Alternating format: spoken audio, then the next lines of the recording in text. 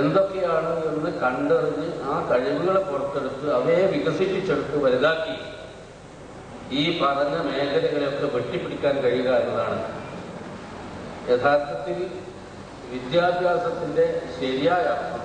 മണിപ്പാൽ അദ്ദേഹത്തിൻ്റെ ജീവിതത്തിലൂടെ നമ്മുടെ നാട്ടിലെ വലിയ വലിയ വിദ്യാഭ്യാസ വിചക്ഷണന്മാരെ എന്താണ് വിദ്യാഭ്യാസം എന്ന് പഠിപ്പിച്ചുകൊണ്ടിരിക്കുന്നു.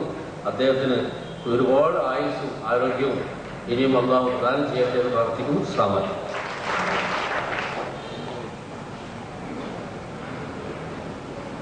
അടുത്ത നമ്മുടെ എല്ലാവരുടെയും പ്രിയങ്കരനും സാത്വികനും ഒരിക്കലും നിറഞ്ഞൊഴുകാത്ത പാണ്ഡിത്യത്തിലുടമയുമായ വളരെ പക്വമതിയായ എല്ലാവരും ആദരിക്കപ്പെടുന്ന ജനാബ് CP ഉമർ സുല്ലമി സാഹിബ് അവരുടെ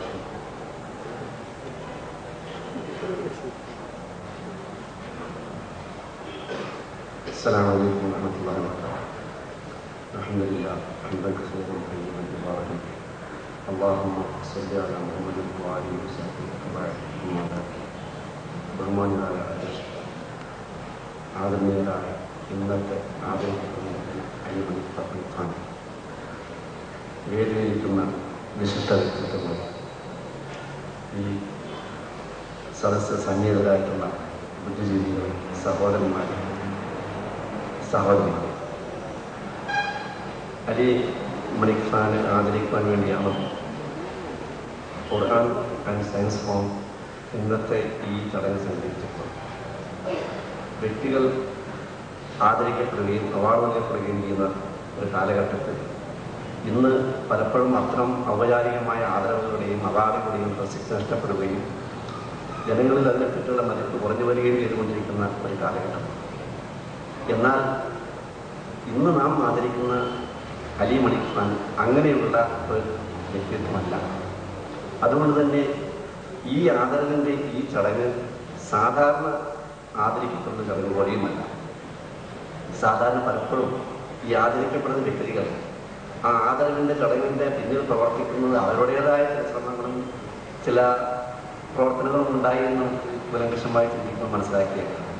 പക്ഷെ അത് ഇഷ്ടപ്പെടാത്ത വ്യക്തിയാണ് ഇന്ന് നമ്മുടെ മുന്നിൽ ആദരിക്കപ്പെടുന്ന വ്യക്തി എന്നതാണ് ഇതിൻ്റെ പ്രസക്തി തന്നെ. അപ്പം അതുകൊണ്ട് നമുക്ക് ഈ ആദരവിൽ നാം മനസ്സിലാക്കാനുള്ളത് അദ്ദേഹത്തിൻ്റെ ഗുണത്തിന് വേണ്ടിയല്ല, അദ്ദേഹത്തെ മനസ്സിലാക്കി അദ്ദേഹത്തിൻ്റെ കഴിവ് ഉപയോഗപ്പെടുത്തുവാൻ നമുക്ക് സാധിക്കണം, അതിനൊരവസരം സൃഷ്ടിക്കുവാൻ അദ്ദേഹത്തെ പരിചയപ്പെടുക എന്നതാണ് ഇതുകൊണ്ട് ഉദ്ദേശിക്കുന്നത്. അദ്ദേഹം ബഹുമുഖങ്ങളായ കഴിവുകളുടെ വ്യക്തമാണ് എന്ന് കുറച്ച് മുമ്പ് തന്നെ അദ്ദേഹത്തിനോട് ചില കാര്യങ്ങൾ അടുത്ത് പരിചയപ്പെട്ടപ്പോൾ മനസ്സിലാക്കാൻ കഴിഞ്ഞിട്ടുണ്ട്. അപ്പം അതുകൊണ്ട് തന്നെ അദ്ദേഹത്തിൻ്റെ കഴിവ് നമുക്ക് ഉപയോഗപ്പെടുത്താൻ സാധിക്കണം. അതാണ് ഈ ആദരം കൊണ്ട് ഉദ്ദേശിക്കുന്നത്. അതല്ല അദ്ദേഹം ഇങ്ങനത്തെ ഒരു ആദരം ഇഷ്ടപ്പെടുന്ന ഒരാളല്ല, അങ്ങനത്തെ ആദരം ചടങ്ങിന് അത്ര പ്രസക്തിയില്ല എന്നതാണ് മനസ്സിലാക്കുന്നത്.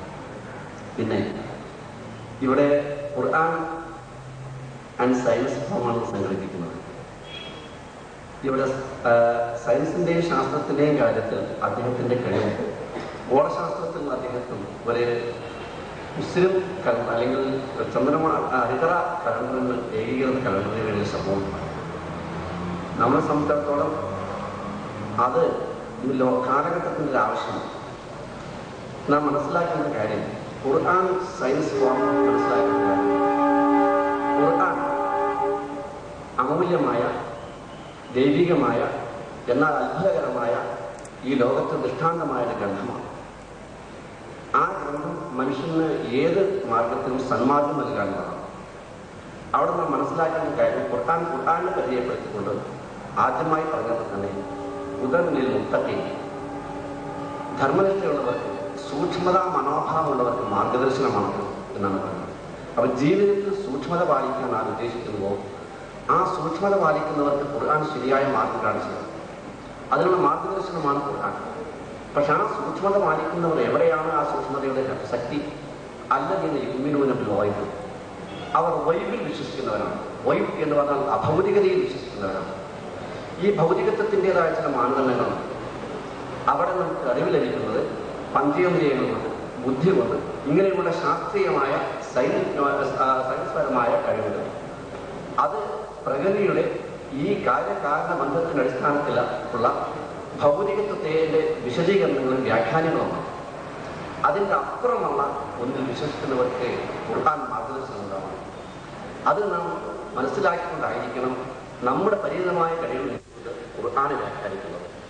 അതുകൊണ്ട് ഖുർആൻ ഖണ്ഡിതമായി പറയുന്ന കാര്യം അത് നമ്മൾ പഠിച്ചുകൊണ്ടിരിക്കുന്ന നാം പഠിച്ച കാര്യങ്ങൾ, ആ പഠിച്ച കാര്യം കൊണ്ട് ഖുർആൻ വിശദീകരിക്കുവാനും ഖുർആൻ മനസ്സിലാക്കുവാനും നാം ശ്രമിക്കുന്നതിന് പകരം ഖുർആൻ ഖണ്ഡിതമായി പറയുന്ന കാര്യം അത് നാം മംഗളത്തിൽ അംഗീകരിക്കുകയും അതിനെ സംബന്ധിച്ചിടത്തോളം നമുക്കത് ചോദ്യം ചെയ്യുവാനോ അലംഘനീയമല്ല. പ്രകൃതിയുടെ നിയമങ്ങൾ അങ്ങനെയാണ്. പ്രകൃതി നിയമങ്ങൾ അലംഘനീയമാണ്. പക്ഷെ ആ നിയമങ്ങൾ ഏതൊക്കെയാണ് എന്ന് മനസ്സിലാക്കുവാൻ നമുക്ക് സാധിക്കണം. അതിനുള്ള അഗാധമായ അറിവ് നമുക്ക് വേണം. പലപ്പോഴും നമ്മൾ മനസ്സിലാക്കുന്ന മാതിരിയല്ല കുറച്ചങ്ങോട്ട് ചെല്ലുമ്പോൾ പരിമിതമായി മനസ്സിലാക്കിയത് ചിലപ്പോൾ കുറച്ചങ്ങോട്ട് ചെല്ലുമ്പോൾ ആ മനസ്സിലാക്കിയത് അബദ്ധമായി തോന്നിയേക്കാം. അതുകൊണ്ട് തന്നെ അത് മാറിക്കൊണ്ടിരിക്കുന്നത് ഈ പ്രപഞ്ചത്തിലെ പ്രകൃതിയുടെ നിയമങ്ങൾ മാറിക്കൊണ്ടതല്ല, അത് മനസ്സിലാക്കിയത് നമ്മുടെ അറിവിന്റെ പരിമിതിയാണ് എന്ന് നാം മനസ്സിലാക്കണം. ഇവിടെ ഇപ്പോൾ ഏറ്റവും ചർച്ചാ വിഷയമായ ഒരു കാര്യം ഹിജറ കലണ്ടറിന്റെ കാര്യമുണ്ട്.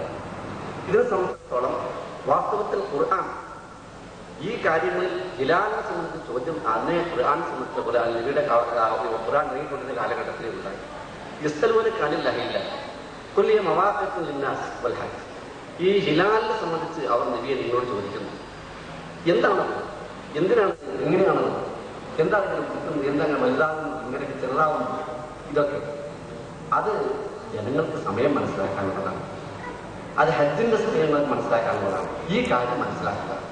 അതിനെപ്പറ്റി വിശദീകരിക്കാൻ പ്രവാചകൻ അത് നിയോഗിക്കുക. അത് കൂടുതൽ വിശദീകരിക്കാതിരുന്നാൽ പിന്നെ അത് തന്നെയായിരിക്കും ഖുർആനെപ്പോലെ വേറെ ഗ്രന്ഥം അത്രയും ചെറിയൊരു ഗ്രന്ഥം കൊണ്ട് മാത്രം വിശദീകരിക്കാൻ കഴിയുന്ന കാര്യമല്ല. അപ്പൊ അതുകൊണ്ട് തന്നെ എന്നിട്ട് പറഞ്ഞു ലേസൽ ജറാണ് ബൗത്തുൽ ബുയൂത്തിൽ ബൗത്തുൽ ബുയൂത്തിൽ അബുവാബിഹ. വീട്ടിലേക്ക് കയറി ചെല്ലുന്നത് നമ്മൾ പിൻഭാഗത്തിൽ കൂടെ കയറി ചെല്ലുന്നത്, അല്ലെങ്കിൽ മുകളിൽ കൂടെ ചെല്ലുന്നത്, നേരെ മുമ്പിലൂടെ ചെല്ലുന്നത്. ഒരു പ്രവാചകനോട് ചോദിക്കേണ്ടത് ഇത്തരം ശാസ്ത്രീയ കാര്യങ്ങളാണ്. അതെങ്ങനെ നമുക്ക് ബാധകമാകും എന്ന കാര്യങ്ങളാണ്. അത് തന്നെയാണ് സംഘടന പറയുന്നത്. വീട്ടിലേക്ക് കയറി ചെല്ലുമ്പോൾ അതിന്റെ പുറകിലൂടെ ചെല്ലണം, അതിന്റെ മുമ്പിലൂടെ തന്നെ നേരിട്ട് നേരെ ചെല്ലണം. അവർ പ്രവാചകനോട് നിങ്ങൾ ഇത്തരം കാര്യങ്ങൾ വിശദീകരിക്കാൻ എല്ലാവരും ചോദിക്കേണ്ടത് എന്ന് ആ കാലം വെച്ചു. ജീവനെ പറ്റി പറഞ്ഞപ്പോൾ പറഞ്ഞു വിസ്തനോലി കാര്യം റൂഹ്. എന്താണ് ജീവൻ, ആത്മാവ് എന്ന് പറഞ്ഞാൽ എന്താണ് എന്ന് ചോദിച്ചപ്പോൾ പറഞ്ഞു ഒരു റൂഹമിനൊക്കെ റബ്ബി. അതെന്റെ റബ്ബിന്റെ കൽപ്പനയാൽ ഉണ്ടാവുന്നു അത്ര മനസ്സിലാക്കിക്കൊള്ളു നിങ്ങൾ. ഒമാവുദ്ദീത്തുമ്മിൽ ഇന്നില്ല കഴിയില്ല. ആ അറിവ്, ആ ശാസ്ത്രം നിങ്ങൾ വളരെ കുറച്ച് അതിനെ പറ്റി നിങ്ങൾക്ക് അറിയുള്ളൂ. ഇന്നും നമുക്ക് വളരെ കുറച്ച് അതിനെ പറ്റി അറിയുള്ളൂ. ജീവൻ എന്താണ് എന്ന് ഇന്നും ശരിക്കും മനസ്സിലാക്കാൻ കഴിയുന്നുണ്ടല്ലോ. വളരെ കുറച്ച് നമുക്ക് അതിനെ പറ്റി അറിയുള്ളൂ. അതുകൊണ്ട് തന്നെ ഇന്ന് മനുഷ്യ സമൂഹത്തെ യോജിപ്പിക്കുവാൻ, മനുഷ്യരെ ഒന്നിക്കുവാൻ വേണ്ടിയാണ് വേദഗ്രന്ഥങ്ങൾ ഇറങ്ങിയിട്ടുള്ളത്. ഖുർആൻ അതിനുള്ളതാണ്. ആ ഖുർആൻ മുഹമ്മദ് നബി സല്ലല്ലാഹു അലൈഹി വസല്ലം ജീവിതത്തിലൂടെയാണ് വിശാലമായി നമുക്ക് വിവരിച്ചു തന്നിട്ടുള്ളത്. അതുകൊണ്ട് തന്നെ നമ്മുടെ ഈ കാര്യത്തിൽ ഇതിൽ നമ്മുടെ നമുക്ക് പരിമിതമായ അറിവ് വെച്ചുകൊണ്ട് നാം ചില പരിനിർണയിച്ചപ്പോഴാണ് എവിടെയും അബദ്ധമുണ്ടാകുന്നത്. ഉദാഹരണമായി ഇവിടെ ഉദയസ്ഥാനങ്ങളുടെ മസലാഹിന്റെ കാര്യങ്ങൾ പറഞ്ഞു. ഈ മസലാഹിന്റെ കാര്യം ഒരിക്കലും ഖുർആൻ ഇങ്ങനെ മസലാഹിണ്ടെന്നോ അല്ലെങ്കിൽ മുഹമ്മദ് നബി ഇങ്ങനെ മസലാഹിണ്ടെന്നോ പറഞ്ഞിട്ടില്ല. നാം കടത്തിപ്പൊട്ടിയതാണ് ഈ മസലാഹി. പ്രവാചകൻ പറഞ്ഞത് നിങ്ങളെ സംബന്ധിച്ചിടത്തോളം നമുക്ക് എഴുത്തു വായനയും അറിയില്ല. കാരണം മതവും മതശാസ്ത്രങ്ങളും എല്ലാവർക്കും ബാധകമാണ്, എവിടെയും ബാധകമാണ്. അത് അറിയുന്ന ഒന്നും അറിയാത്ത മനുഷ്യനും ഏറ്റവും ഉന്നത പാണ്ഡിത്യത്തിലെത്തിയവനും ഒരുപോലെ ബാധകമായ കാര്യമാണ്. അതുകൊണ്ട് തന്നെ ഞാൻ ഉമ്മത്തും ഉമ്മിയത്തും ഇല്ല പോലെ അന്വേഷിച്ചു പറഞ്ഞു. നമ്മൾ എഴുത്തറിയില്ല, കണക്കറിയില്ല, അങ്ങനത്തെ അക്ഷരജ്ഞാനമില്ലാത്ത ജനത എന്നും ആ ജനതയെ നിരക്ഷണയും നിർത്തണമെന്നല്ല, അവർക്ക് എഴുത്ത് പഠിപ്പിക്കണം. അതിൽ നിന്ന് കഴിയുമ്പോൾ കിതാബോട് കിട്ടുന്ന കാര്യങ്ങൾ എന്താണ് എഴുത്ത്, അത് ഇത്തരത്തിൽ എന്താണെന്ന് അവരെ പഠിപ്പിക്കാനാണ് പ്രവാചകൻ പറഞ്ഞത്. അതുപോലെ തന്നെ കാര്യങ്ങൾ എന്താണ് എന്ന് ഹിക്മത്തോടുകൂടി വിശദീകരിക്കാനാണ് പ്രവാചകൻ നിയോഗിക്കുന്നത്. അപ്പൊ അതുകൊണ്ട് നമ്മൾ എഴുത്തും അറിയാത്ത കണക്കറിയാത്ത ജനതയാണ്. അപ്പോൾ എന്ത് ചെയ്യണം? നിങ്ങൾ ഈ ചന്ദ്രൻ കണ്ടാൽ നോമ്പനുഷ്ഠിക്കുക, കണ്ടാൽ നോമ്പ് കൊടുക്കുക, അതാണ് ചെയ്യേണ്ടത്. അത് കാഴ്ച മാതന്മാർ എല്ലാവർക്കുമായി മനസ്സിലാക്കാവുന്ന കാര്യമാണ്. പക്ഷെ ഈ കാഴ്ചക്ക് ആര് പരിമിതി വെച്ചു? ഈ പറയുന്നത് ലോക മുസ്ലിങ്ങളോട് ഒന്നാകെയാണ്, ഒരു മഹല്ലുകാരോടല്ല, ഒരു ദേശക്കാരോടല്ല, ഒരു വിഭാഗത്തോടല്ല. സൂമൂലുറിയെത്തി വാസ്തുമൂലുറിയെത്തി നിങ്ങൾ കണ്ടാൽ നോമ്പനുഷ്ഠിക്കുക, നിങ്ങൾ കണ്ടാൽ നോമ്പ് വിളിക്കുക എന്നത് ലോകത്തുള്ള മുസ്ലിങ്ങളോട് ഒന്നായിട്ടുള്ള കൽപ്പനയാണ്. അതിന് പരിഗണിച്ചത് ഈ ഇപ്പോൾ ഇവിടെ പറഞ്ഞ ഇടയ്ക്ക് വന്ന ഈ അല്പം ശാസ്ത്രം അറിയുന്നവർ നിശ്ചയിച്ച ആ മസലകൾ തന്നെ, അത് അല്പശാസ്ത്രജ്ഞന്മാരായത് വാസ്തവത്തിൽ അവർ നിശ്ചയിച്ച ആ മസലകളാണ് ഈ ഭിന്നിപ്പുണ്ടായത്. നേരെ മറിച്ച് ലോകത്തെ മുസ്ലിങ്ങൾ എവിടെയെങ്കിലും മാസം കണ്ടാൽ ആ മാസം മാസം കാണുന്നതിനെ കുറിച്ച് അറിവ് ലഭിക്കുക എന്നതാണ് മാസം നമുക്ക് വേണ്ടത്. അത് അറിവ് ലഭിച്ചാൽ കണ്ടാൽ, രണ്ട് സാക്ഷികൾ കണ്ടാൽ, പ്രത്യേകിച്ച് റമദാനാണെങ്കിൽ ഒരാൾ കണ്ടാൽ അംഗീകരിക്കാൻ തന്നെയാണ്. അത് കണ്ടാൽ ലോകത്ത് എവിടെ വിവരം കിട്ടിയോ അവർക്കെല്ലാം അംഗീകരിക്കാവുന്നതാണ്. അതാണ് അതിന്റെ മുമ്പ് തീരുമാനം. ആ രൂപത്തിലേക്ക് വന്നാൽ ഈ പ്രശ്നങ്ങളെല്ലാം അവിടെ അവസാനിക്കുകയും ചെയ്യും. പക്ഷെ അതിലേക്ക് ഈ നമ്മുടെ ഈ അർദ്ധ അറിവ് അതാണ് എന്റെ ഇടയിൽ കടത്തിക്കൂട്ടിയതാണ് ഇത്.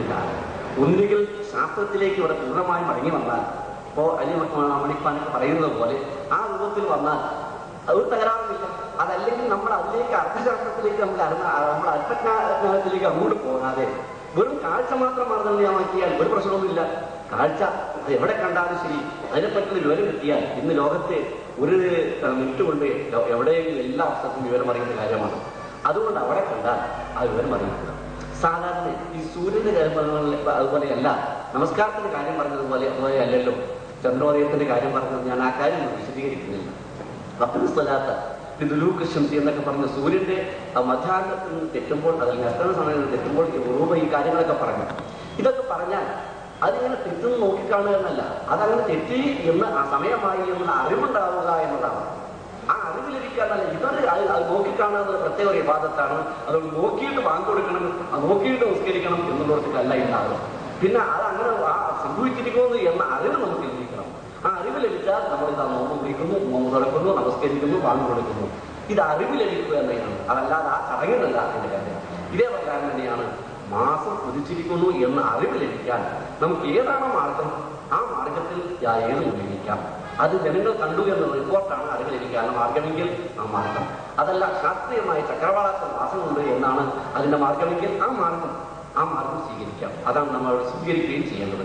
ഇവിടേക്ക് നാം ഇനി മനസ്സിലാക്കുന്ന ഒരു കാര്യം, മതപരമായ ഏതൊരു കാര്യത്തിലും അഭൗതികതയുടെ അപ്പുറമുള്ള ഒരു അറിവ് അത് അവർക്ക് അതിൽ വിശ്വസിക്കുന്നവർക്കാണ് ആ മാർഗദർശനം.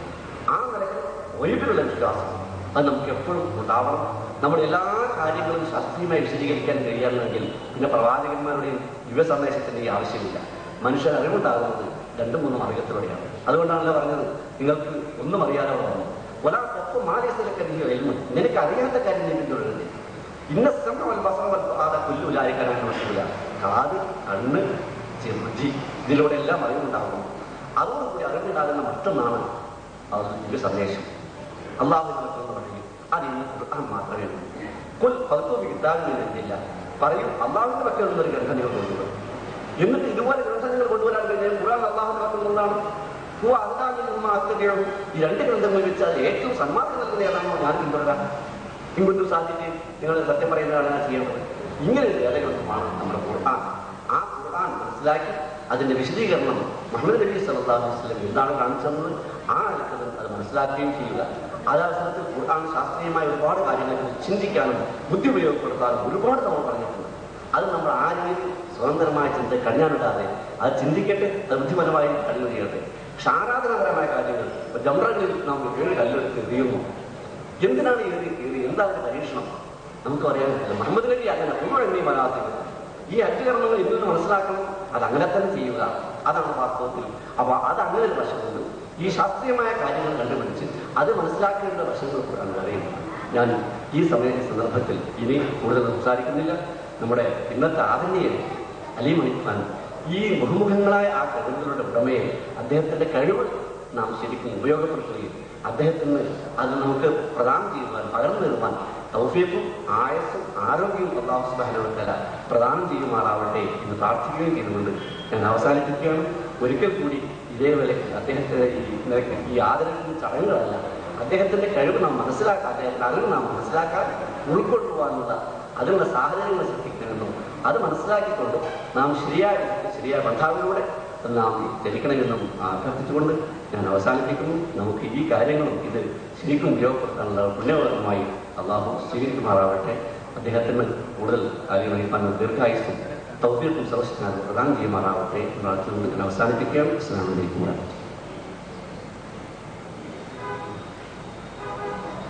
ഒരു പണ്ഡിതന്റെ വീക്ഷണം നമ്മൾ ശ്രമിക്കുകയുണ്ടായി. ഗഹനമായ അദ്ദേഹത്തിന്റെ വീക്ഷണം ശാസ്ത്ര സാങ്കേതിക വിദ്യകൾ ഉപയോഗിച്ച്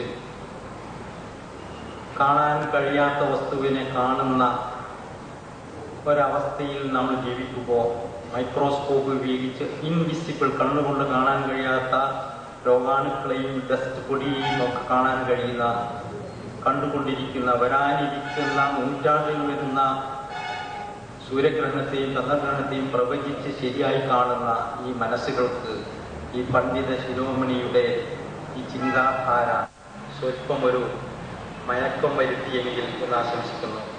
ഞാൻ അടുത്ത പണ്ഡിതനും വടക്ക് കാസർഗോഡ് ഭാഗത്തുള്ള സഹിദിയ കോളേജിന്റെ വൈസ് പ്രിൻസിപ്പളുമായ പ്രൊഫസർ മുഹമ്മദ് അലി സഖാഫി അദ്ദേഹത്തെ ആശംസാ പ്രസംഗത്തിന് വേണ്ടി ക്ഷണിക്കുകയാണ്. ആശംസാ പ്രസംഗങ്ങൾ വളരെ ചുരുക്കണമെന്ന് അഭ്യർത്ഥിക്കുന്നു. മഗ്‌രിബിന് മുമ്പ് പരിപാടികൾ അവസാനിപ്പിക്കാൻ കഴിയുമെങ്കിൽ ധന്യമായി. സമയത്തെക്കുറിച്ച് സംസാരിക്കുന്ന നമ്മൾ സമയം കണക്കിലെടുക്കാതിരുന്നാൽ മോശമാണ് സദസ്സിന് മുമ്പിൽ അവതരിപ്പിക്കുക എന്നുള്ളതുകൊണ്ട് അദ്ദേഹം വളരെ ദൂരത്തുള്ള കാസർഗോഡ് നിന്ന് ഈ പരിപാടിയിൽ പങ്കുകൊള്ളാൻ വന്നതിൽ നിന്ന് തന്നെ അദ്ദേഹവും അലി മണിപ്പാന്റെ ചിന്തകളുമായിട്ടുള്ള അടുപ്പത്തെ സൂചിപ്പിക്കുന്നു. പറയേണ്ടതില്ല. ഞാൻ അദ്ദേഹത്തെ ബഹുമാനപൂർവ്വം ക്ഷണിക്കുന്നു.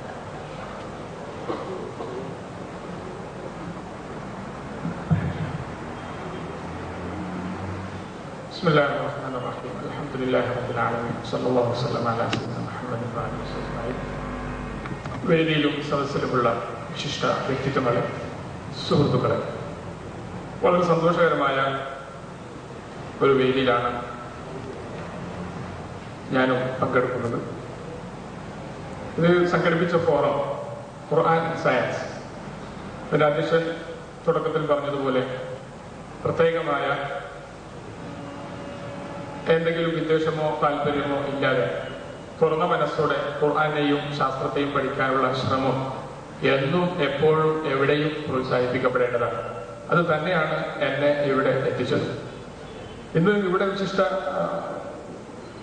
ആദരിക്കപ്പെടുന്ന അലി മണിഖാൻ എന്ന വ്യക്തിത്വത്തെ ഓർമ്മിക്കുമ്പോൾ എനിക്ക് ഓർമ്മ വരുന്നത് കഴിഞ്ഞ വർഷം പ്രസിദ്ധീകരിക്കപ്പെട്ട BBC ഓൺലൈൻ എഡിറ്റർ ഡേവിഡ് വൈറ്റ്ഫീൽഡിന്റെ ഒരു പുസ്തകമുണ്ട്, മൂൺ എ ബയോഗ്രഫി എന്ന് പറഞ്ഞുകൊണ്ട്. ചന്ദ്രന്റെ ചരിത്രത്തെക്കുറിച്ച് പറയുന്ന പുസ്തകമാണ്. ആ പുസ്തകത്തിൽ അദ്ദേഹം പറയുന്നത് പഴയകാല മുസ്ലിം പൈതൃകത്തിന്റെ വേണ്ടത്ര സംസ്കൃതികൾ അത് സ്മരണീയമായി ശാസ്ത്രലോകം സൂക്ഷിച്ചിട്ടില്ല എന്ന് എനിക്ക് തോന്നുന്നു. കാരണം ഏറ്റവും ആധുനികമായ ആസ്ട്രോണമി എഫ്എംറിയിൽ വരെ വലിയൊരു വിഭാഗം നക്ഷത്രങ്ങളുടെ പേരുകൾ ഇന്നും അറബിയിലായിരിക്കുമ്പോൾ വേണ്ടതുപോലെ ഒരു സംസ്കൃതി കിട്ടിയിട്ടാവാതെ അവഗണിക്കപ്പെടുന്നു. അദ്ദേഹം പിന്നെ സമാധാനിക്കുന്നത് 2 ജർമ്മൻ ശാസ്ത്രജ്ഞന്മാർ അവർ തയ്യാറാക്കിയ ചാന്ദ്ര മാപ്പിൽ, ചന്ദ്രനിലെ ഉയരമുള്ളതും താഴ്ന്നതുമായ സ്ഥലങ്ങളെ കുറിച്ച് തയ്യാറാക്കിയ മാപ്പിൽ ഒരു സ്ഥലത്തിന് അവർ കൊടുത്ത പേര് അൽ ബത്തക്കിനി എന്നാണ് അദ്ദേഹം ഉദ്ധരിച്ചിരിക്കുന്നത്. എന്നിട്ട് ഡേവിഡ് വൈറ്റ്ഫീൽഡ് അദ്ദേഹത്തിന്റെ വിശദീകരണം പറയുന്നു. ഈ ബത്തക്കിനി എന്ന് പറയുന്നത് അൽ ബത്താനി എന്ന് പറയുന്ന മുസ്ലിം ശാസ്ത്രജ്ഞന്റെ പേരാണ്. അദ്ദേഹം പറയുന്നത് ഭൂമിയിൽ ഒരു സ്മരണ കിട്ടിയില്ലെങ്കിലും ആകാശത്തിലെ നക്ഷത്ര ചന്ദ്രനിലെങ്കിലും അൽ ബത്താനിക്ക് സ്മരണ കിട്ടിയല്ലോ എന്ന സമാധാനം അദ്ദേഹം സമർപ്പിക്കുമ്പോൾ നമ്മുടെ ശ്രീ ജനാബ് അലി മണിഖാൻ സാഹിബിന് ഭൂമിയിൽ തന്നെ സഞ്ചരിച്ചു കൊണ്ടിരിക്കുന്ന ഒരു മത്സ്യത്തിന്റെ പേരിലെങ്കിലും സ്മരണ കിട്ടിയല്ലോ എന്ന സന്തോഷം ഞാൻ പങ്കിടുകയാണ്. അദ്ദേഹത്തിന്റെ അതുപോലുള്ള പ്രാക്ടിക്കൽ ചിന്താഗതികൾ തീർച്ചയായും ഖേദകരമായ രീതിയിൽ നമ്മുടെ അശ്രദ്ധപ്പെട്ടുകൊണ്ടിരിക്കുന്ന പ്രായോഗിക ശാസ്ത്രീയ ചിന്ത ഇനിയും ഉണർത്തപ്പെടേണ്ടതിന്റെ വ്യക്തിത്വമാണ് അറിയിക്കുന്നത്. തീർച്ചയായും ആ രംഗത്തുള്ള ഏറ്റവും ചെറുതും വലുതുമായ ഏത് ശ്രമങ്ങളും പ്രോത്സാഹിപ്പിക്കപ്പെടേണ്ടതാണ്. മറ്റൊരു കാര്യമുള്ളത് അദ്ദേഹത്തിന് താല്പര്യമുള്ള ഇസ്ലാമിക് ഖുറാനിക് സയൻസിന്റെ വിഭാഗമാണ്. അതിൽ അദ്ദേഹം മുന്നോട്ട് വെച്ച ഇസ്ലാമിക് ലൂണാർ ഇന്റർനാഷണൽ കലണ്ടർ എന്ന ചിന്ത. എന്റെ മുമ്പുള്ള 2-3 ഇസ്ലാമിക പണ്ഡിതന്മാർ തന്നെ വിവിധ രീതിയിലൂടെ അവരുടെ അഭിപ്രായ പ്രകടനങ്ങൾ നടത്തി. ഗോളശാസ്ത്രത്തെ കുറിച്ച് തീരെ അറിയാതെ എന്നാൽ ഇസ്ലാമികമായി നല്ല പാണ്ഡിത്യം നേടിയ വലിയൊരു തലമുറ കഴിഞ്ഞു പോയിട്ടുണ്ട്, ഇന്നും ജീവിക്കുന്നുണ്ട്. എന്നാൽ അതോടുകൂടി തന്നെ ഗോളശാസ്ത്രത്തിലും പഠനം നന്നായി നടത്തുന്ന മുസ്ലിം പണ്ഡിതന്മാരും ഉണ്ട്. ഡേറ്റ് ലൈൻ എന്ന് പറഞ്ഞാൽ നമുക്കറിയാം ഗോളമാണ്. ഒരു ഭാഗത്ത് പ്രകാശം അടിക്കുമ്പോൾ മറുവശത്ത് നിഴൽ വീഴും. പ്രകാശം സഞ്ചരിച്ചു കൊടുക്കുമ്പോൾ നിഴലും സഞ്ചരിച്ചുകൊണ്ടിരിക്കും. അത് ആധുനിക വീക്ഷണം അനുസരിച്ച് ഭൂമിയാണ് കറങ്ങുന്നത്, അതിനാൽ നിഴലിങ്ങനെ സഞ്ചരിച്ചുകൊണ്ടിരിക്കുകയാണ്. നമുക്ക് സമയം മാത്രം മതിയെങ്കിൽ, ഒരു നൈരന്തര്യമുള്ള തീയതിയുടെ പ്രശ്നം ഉത്ഭവിക്കുന്നില്ലെങ്കിൽ പ്രശ്നമേ ഇല്ല. 24 മണിക്കൂർ മാത്രം മതി, അതിങ്ങനെ കറങ്ങിക്കൊണ്ടിരിക്കും. പക്ഷേ ഇന്ന് നാളെ മറ്റന്നാളെന്ന സങ്കല്പം കൂടി ഉടലെടുക്കുമ്പോൾ നമുക്കത് ദിവസങ്ങളിലേക്കും മാസങ്ങളിലേക്കും വർഷങ്ങളിലേക്കും കടത്തേണ്ടി വരുന്നു. അന്ന് മുതലേ 12 മാസമാണ് പ്രഖ്യാപിക്കപ്പെട്ട് കഴിഞ്ഞു. ഈ 12 മാസത്തിൽ ഓരോ മാസത്തിന് ദിവസങ്ങൾ എത്രയാണ് എങ്കിൽ അത് എവിടെ നിന്ന് ആരംഭിക്കണം? പലതരത്തിലുള്ള കലണ്ടറുകളിൽ പല രീതിയിലായിരുന്നു. പുരാതന റോമൻ കലണ്ടർ അതനുസരിച്ച് ഒരു രീതി, ജൂലിയൻ കലണ്ടറിൽ വേറൊരു രീതി, ഗ്രിഗോറിയൻ കലണ്ടറിൽ വേറൊരു രീതി, അതിങ്ങനെ മാറിക്കൊണ്ടിരിക്കുന്നു. ഒരു ലൂനാർ കലണ്ടർ പ്രായോഗികമാണോ? ആണെങ്കിൽ അത് ഇതുവരെയും നിർമ്മിക്കപ്പെട്ടില്ലാത്ത സ്ഥിതിക്ക് കഴിഞ്ഞുപോയ 14 നൂറ്റാണ്ടുകൾ ഖുർആനും അനുസരിച്ച് നിസ്കാരവും നോമ്പും നടത്തിയവരുടെ ഗതി എന്താകും? നമുക്കിനി തിരുത്തിയിട്ട് പുതിയൊരു 14 നൂറ്റാണ്ട് സമർപ്പിക്കാനുള്ള ചാൻസ് കിട്ടിയെങ്കിൽ ഭാഗ്യം തന്നെയാണ്. ഏതായാലും ഞാൻ അതിനെക്കുറിച്ച് പറയുന്ന ശൈലി നാം മണിക്ഫാനോട് നമുക്ക് വിയോജിക്കാം. ഇവിടെ 2 പ്രഗത്ഭരായ ഇസ്ലാമിക് പണ്ഡിതന്മാർ വിഷയം അവർക്ക് അവരുടെ വ്യൂ പ്രഖ്യാപിച്ചു. എനിക്ക് ചിലപ്പോൾ അദ്ദേഹത്തോട് വിയോജിപ്പുണ്ടാകാം. അദ്ദേഹം സഹപ്രവർത്തകർ നേരത്തെ ഞങ്ങൾ ഒരു അനൗദ്യോഗികമായി വന്ന് കണ്ടിരുന്നു. അപ്പൊ ഞങ്ങൾ ഒരു ചർച്ച തുടങ്ങി വെച്ചിട്ടുണ്ട്. വിയോജിപ്പുണ്ടെങ്കിൽ ഞാൻ പറയുന്നത് അദ്ദേഹം ഒരു ശാസ്ത്ര ചിന്തയുടെ ആളായതുകൊണ്ട് തന്നെ ഞാൻ എന്തുകൊണ്ട് അദ്ദേഹത്തോട് വിയോജിക്കുന്നു എന്ന് ശാസ്ത്രീയമായി പറയാൻ എനിക്ക് കഴിയണം. അല്ലെങ്കിൽ നേരത്തെ മറ്റൊരു ഇസ്ലാമിക് പണ്ഡിതൻ പറഞ്ഞതുപോലെ എനിക്ക് ഗോളശാസ്ത്രത്തിൽ അറിയില്ല എന്ന് പറഞ്ഞ് ഞാൻ മാറി നിൽക്കണം. ഇപ്പം സുബ്കി പറഞ്ഞത് ശാസ്ത്രമാണ്, ഗോളശാസ്ത്രം അനുസരിച്ച് ഇസ്ലാമിന്റെ പണി. സുബ്കി പറയുന്നത് ഗോളശാസ്ത്രം അറിയാത്തവർക്ക് കേട്ടു പഠിക്കാം. അത് നിരൂപിക്കണമെങ്കിൽ അയാളും കൂടി ഗോളശാസ്ത്രം പഠിച്ചേ പറ്റുള്ളൂ. അങ്ങനെ വരുമ്പോൾ പിൽക്കാലത്തുള്ള ഇസ്ലാമിക പണ്ഡിതന്മാർ അതനുസരിച്ച് സുബ്കി ഇമാമിന്റെ ഗോളശാസ്ത്രം സ്വാംശീകരിക്കുകയും മറ്റു പണ്ഡിതന്മാരുടെ രീതിയുമായി താരതമ്യപ്പെടുത്തുകയും അതിന്റെ അടിസ്ഥാനത്തിൽ ദർശനം തന്നെയാണ് അടിസ്ഥാനം എന്ന് പ്രഖ്യാപിക്കുകയും ചെയ്തിട്ടുണ്ട്. ഇന്റർനാഷണൽ ലൂണാർ ഡേറ്റ് ഉണ്ടായാലും നമുക്ക് കിട്ടാവുന്നതും ഇത് തന്നെയാണ്. മറ്റ് എതിരഭിപ്രായമുള്ളവരും പറയുന്നത് ദർശനം വേണം, പക്ഷേ കണ്ടു എന്ന് കാണാത്തവർ പറഞ്ഞാൽ, ഭൂമിയിൽ ചന്ദ്രനെ ഇല്ലാത്തപ്പോൾ പറഞ്ഞാൽ അത് ശരിയാക്കാൻ വേണ്ടി ഞങ്ങൾ കണക്കെടുക്കുന്നു എന്നാണ്. അതിൽ എത്രമാത്രം ശാസ്ത്രീയതയുണ്ട് എന്നെനിക്കും സംശയമുണ്ട്. ഏതായാലും ആ ശാസ്ത്രീയമായ നിലയ്ക്കുള്ള ചിന്തയോടുകൂടെ അദ്ദേഹത്തോട് യോജിക്കുകയും ചെയ്യാം. എന്റെ വിയോജിപ്പ് ആ രീതിയിൽ ശാസ്ത്രീയമായി അറിയിക്കണം എന്നാണ് ഞാൻ ആഗ്രഹിക്കുന്നത്. ചർച്ച തുടരാമെന്ന് അദ്ദേഹം സമ്മതിച്ചിട്ടുണ്ട്. അപ്പോ ഖുർആൻ സയൻസ് എന്ന് പറയുന്ന ഈ ഒരു ചിന്ത വികസിപ്പിക്കപ്പെടേണ്ടതാണ്. പലപ്പോഴും നമ്മുടെ സമൂഹത്തിന് ഉറങ്ങിക്കിടക്കുന്നതുകൊണ്ട് തന്നെ തീർച്ചയായും അത് വികസിപ്പിക്കപ്പെട്ടേ പറ്റുള്ളൂ. എന്റെ കയ്യിൽ തന്നെ ഇപ്പോ ഏകദേശം 1990 മുതൽ 2005 വരെയുള്ള 15 തുടർച്ചയായ വർഷത്തെ phases of the new moon, പുതിയ മാസപ്പിറവിയുടെ ഡേറ്റുകൾ ഞാൻ ഇന്റർനെറ്റിൽ നിന്ന് എടുത്തതാണ്. അങ്ങനെ കിട്ടാനുണ്ട് നമുക്ക്. പക്ഷെ അതുകൊണ്ടായില്ല, അതിലെങ്ങനെ സ്വാംശീകരിക്കണം എന്നത് നോക്കണം. പിന്നെ വലിയൊരു പ്രശ്നമുള്ളത് ഇസ്ലാമിക നിയമങ്ങൾ. ഒരു ഉദാഹരണം പറഞ്ഞാൽ, വിശുദ്ധ ഖുർആൻ വളരെ വ്യക്തമായി പറഞ്ഞ ഒരു ഇസ്ലാമിക വിഷയമാണ് മരണപ്പെട്ട ശേഷമുള്ള അനന്തരാവകാശികളുടെ അവകാശ വിഭജനം, ദായക്രമം. പക്ഷെ ദായക്രമത്തെ കുറിച്ച് പറഞ്ഞപ്പോൾ നമ്മുടെ പണ്ഡിതന്മാർ പറഞ്ഞു, പലർക്കും നിശ്ചിതമാത്രക്ക സുവാചിക്കും ഇല്ലമ്മയ്ക്കുള്ളവിന്റെ വലത് ഫൈകാലിന്റെ വലതും പലർക്കും റുബ്. നിങ്ങൾക്ക് ഭാര്യ മരിച്ചാൽ അല്ലെങ്കിൽ ഭർത്താവ് മരിച്ചാൽ വളരെ വ്യക്തമായി സൂറത്തുൽ നിസായിൽ പറയുന്നു. എന്നിട്ട് പോലും പണ്ഡിതന്മാർ വിശദീകരിച്ചു, നിങ്ങൾക്ക് അതിന്റെ ട്രാൻസ്ലേഷൻ വായിച്ചു പോകാം, നിങ്ങൾക്ക് ഗണിതം അറിയില്ലെങ്കിൽ. നിങ്ങൾക്ക് ദായക്രമം ഇസ്ലാം പറഞ്ഞതുപോലെ ഖുർആൻ പറഞ്ഞതുപോലെ പഠിക്കണമോ എന്നാൽ ഖുർആന്റെ കമന്ററി വായിച്ചതുകൊണ്ടായില്ല. ഗണിതം പഠിക്കണം, ഫ്രാക്ഷൻ, ഭിന്നസംഖ്യയുടെ ഗണിതം. ഭിന്നസംഖ്യയുടെ ഗണിതവും കുടുംബ ബന്ധങ്ങൾ, മകനില്ല മകന്റെ മകനുണ്ട്, ഇപ്പൊ ബന്ധങ്ങൾ, ഇത് രണ്ടിനും പുറമെ ഇസ്ലാമിക നിയമങ്ങളുടെ വിശദീകരണം. 3 വൈജ്ഞാനികത ഉണ്ടെങ്കിൽ മാത്രമേ മുസ്ലിം ദായക്രമം ഒരാൾക്ക് കൈകാര്യം ചെയ്യാൻ കഴിയുള്ളൂ. ഇതേപോലെ കാണൽ, അതിന്റെ പ്രായോഗികത, സ്വീകാര്യത, ഇസ്ലാമിന്റെ ഓതന്റിസിറ്റി, ഇത് പൂർണ്ണമായും ഉൾപ്പെടുത്തുമ്പോൾ മാത്രമേ നമുക്കതിന്റെ ശരി തെറ്റുകൾ യോജിക്കാനാണെങ്കിൽ പോലും ധൈര്യപ്പെടുത്താനും ബോധ്യപ്പെടുത്താനും കഴിയുള്ളൂ. അല്ലെങ്കിൽ ബഹുമാനപൂർവ്വം മാറി നിന്ന് അതിൽ ചിലതൊക്കെ ഉണ്ട് എന്ന് പറഞ്ഞാൽ മാറിക്കേണ്ടി വരും. അപ്പൊ ഏതായാലും ഇത് പഠിക്കാൻ മുന്നോട്ട് വന്ന പണ്ഡിത സമൂഹത്തെ നിങ്ങൾ തീർച്ചയായും പ്രോത്സാഹിപ്പിക്കപ്പെടേണ്ടിയിരിക്കുന്നു. അത് പ്രത്യേകിച്ച് ലളിതമായ രീതിയിൽ അവതരിക്കപ്പെടുന്ന മണിക്ഫാനെ പോലുള്ള വ്യക്തിത്വങ്ങൾ അവർ കണ്ടെത്തിയ ശാസ്ത്രീയതയ്ക്ക് പുറമെ ഇനിയും ആധികാരികമായ വിഷയം ഖുർആൻ കൂടി പഠിക്കുമ്പോൾ നമുക്കൊരു പൊതു ലൈൻ ഉണ്ടാകുമെന്ന് ഞാൻ ആശിക്കുകയാണ്. എന്തായാലും കഴിഞ്ഞ 10-14 നൂറ്റാണ്ടുകൾ നിരന്തരമായി മുസ്ലിം ബുദ്ധികൾ ഇവിടെ പ്രവർത്തിച്ചുകൊണ്ടിരുന്നു. അത് പൂർണ്ണമായും തള്ളിക്കളഞ്ഞുകൊണ്ട് ഒരു പുതിയ ശ്രമം നടത്തുന്നത് നമ്മുടെ സുപ്രീം കോടതിയുടെ ജഡ്ജ്മെന്റിന് അത് ഇതുവരെ വന്ന വിശദീകരണങ്ങളൊക്കെ തള്ളി ഞാൻ വീണ്ടും ഇന്ത്യൻ ഭരണഘടന പഠിക്കാൻ ശ്രമിക്കുകയാണ് എന്ന് പറയുന്ന ഒരു നിയമബിരുദധാരിയുടെ പോലെ വിവേകശൂന്യമായി പോകും എന്ന് മാത്രം പറഞ്ഞുകൊണ്ട് ഒരു നല്ല സൈദ്ധാന്തിക ശാസ്ത്രീയ ചിന്ത വളർന്നു വരട്ടെ, അത് ഇത്തരം വേദികൾ സഹായകമാവട്ടെ എന്ന് മാത്രം പറഞ്ഞ് എന്റെ ആനന്ദം അവിടെ അർപ്പിച്ചുകൊണ്ട് നിർത്തുകയാണ്. അസ്സലാമു അലൈക്കും. വളരെ ചിന്തിപ്പിക്കത്തക്ക നിലയിലുള്ള ഒരു പ്രസംഗം അദ്ദേഹം ചുരുങ്ങിയ സമയത്തിലൂടെ അവതരിപ്പിച്ചു. അറിയാത്ത കാര്യങ്ങൾ ആരായാലും അറിയാനുള്ള ശ്രമം നടത്തിയതിനു ശേഷമേ വിമർശിക്കാവൂ എന്നൊരു പാഠം അദ്ദേഹത്തിന്റെ പ്രസംഗത്തിൽ നിന്നും വേറൊരിഞ്ഞു കേൾക്കുകയുണ്ടായി. റസൂൽ കരീം സല്ലല്ലാഹു അലൈഹി വസല്ലം തങ്ങളെ സമീപിച്ച കൃഷിക്കാരോട് കൃഷി ചെയ്യാനുള്ള ഉപദേശം നൽകുകയും അത് പ്രകാരം കൃഷി നടത്തിയപ്പോൾ പരാജയപ്പെടുകയും അതിനെ തുടർന്ന് കൃഷിക്കാർ പ്രവാചകനെ സമീപിച്ചപ്പോൾ അത്തരം കാര്യങ്ങളിൽ നിങ്ങളത്ര അറിവ് എനിക്കില്ല എന്ന് പറഞ്ഞു പിന്മാറുകയും ചെയ്ത അന്ത്യപ്രവാചകൻ മുഹമ്മദ് നബി സല്ലല്ലാഹു അലൈഹി വസല്ലം തങ്ങളുടെ വഴി പിൻപറ്റാൻ നാം തയ്യാറാവണം എന്നുള്ള ഒരു ആഹ്വാനമാണ് അദ്ദേഹത്തിന്റെ പ്രസംഗത്തിൽ വെച്ച് കണ്ടത്. പണ്ഡിതവർഗം ചിന്തിക്കുമാറാവട്ടെ എന്ന് ഞാൻ ആശംസിക്കുന്നു. അടുത്തായി നമ്മൾ സംസാരിക്കുന്നത് ഒരു സയന്റിസ്റ്റാണ്, ഡോക്ടർ ഇസ്മായിൽ സേഠ്. അദ്ദേഹത്തെ കുറിച്ച് അധികമൊന്നും എനിക്ക് അറിഞ്ഞുകൂടാ. അദ്ദേഹത്തിനെ കുറിച്ചുള്ള വിവരണങ്ങളുടെ കാർഡ് എനിക്ക് ഏതാനും നിമിഷങ്ങൾക്കാണ് കിട്ടിയത്. ഇതിനെ പറ്റി പറയാൻ തന്നെ ശാസ്ത്രജ്ഞാനം വേണമെന്നാണ് തോന്നുന്നത്. അതിലെനിക്ക് വളരെ പരിമിതമായ കഴിവാണുള്ളത്. എന്തായാലും ഒന്ന് ഞാൻ ഇവിടുന്ന് ചീഫ് ടെക്നിക്കൽ അഡ്വൈസർ യുനിഡോ വിയന്ന ഓസ്ട്രേലിയയിലെ ഒരു ചീഫ് ടെക്നിക്കൽ അഡ്വൈസറും കൂടി അദ്ദേഹത്തിന് PhD അടക്കം ധാരാളം ഡിഗ്രിയുണ്ട്.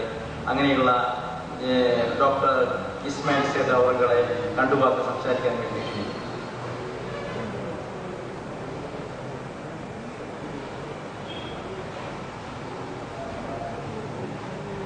അസ്സലാമു അലൈക്കും.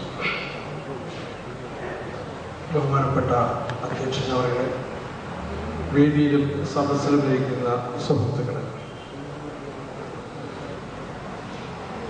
അധ്യക്ഷൻ സൂചിപ്പിച്ചതുപോലെ ഒരു വാഗ്മിയോ പ്രഗത്ഭനോ ഒന്നുമല്ല ഞാൻ. വെറും ഒരു എളിയ സേവകൻ മാത്രം. ഇൻഷാ അല്ലാഹ് അലിക് മണിഫാൻ സാഹിബ് അവതരിപ്പിച്ച പ്രമേയത്തെ അനുകൂലിച്ച് അദ്ദേഹത്തിൻ്റെ വഴിത്താരയിലൂടെ നടക്കാൻ ശ്രമിക്കുന്ന ഒരു ചെറിയ വ്യക്തിയെന്ന് മാത്രം. അലിക് മണിഫാൻ സാഹിബ് അവരെ അനുമോദിക്കാനും ആശംസിക്കാനുമുള്ള ഒരവസരം എനിക്ക് തന്നതിൽ ഇതിൻ്റെ ഭാരവാഹികളോട് എനിക്കുള്ള അഗൈതവമായ നന്ദി ആദ്യമായി പ്രകാശിപ്പിക്കട്ടെ.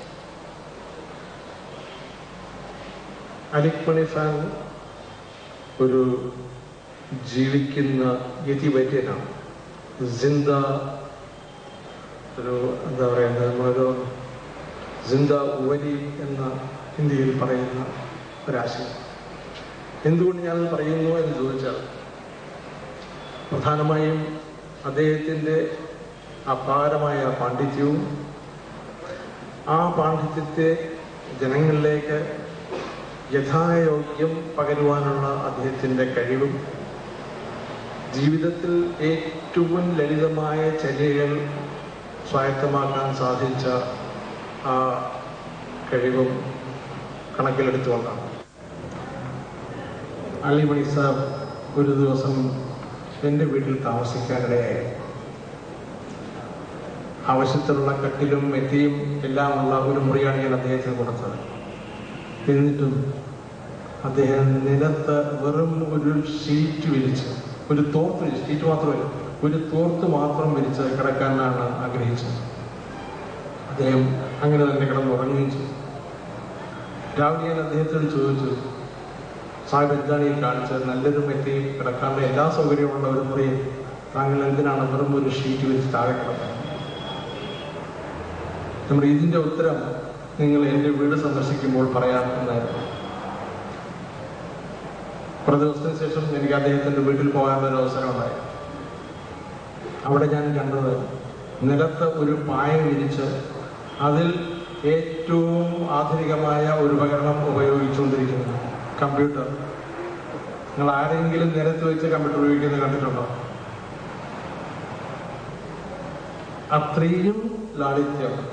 ആ നിലത്ത് നിന്ന് പോലും ഒരിഞ്ച് പൊങ്ങിപ്പോയാൽ അത് ഗർവായി തീരും. ആ ഗർവ് എനിക്ക് പാടില്ല എന്ന് ചിന്തിക്കുന്ന അത്രയും ലാളിത്യമുള്ള ഒരു വലിയാണ് അദ്ദേഹം. അദ്ദേഹത്തിൻ്റെ മാഹാത്മ്യത്തെപ്പറ്റി പലരും സംസാരിച്ചു. അദ്ദേഹത്തിൻ്റെ ഭൗതികമായിട്ടുള്ള പല കണ്ടുപിടുത്തങ്ങളും പ്രവൃത്തികളും ശ്ലാഘിച്ച് സംസാരിച്ചു. എനിക്ക് പറയാനുള്ളത് ഒന്ന് മാത്രം.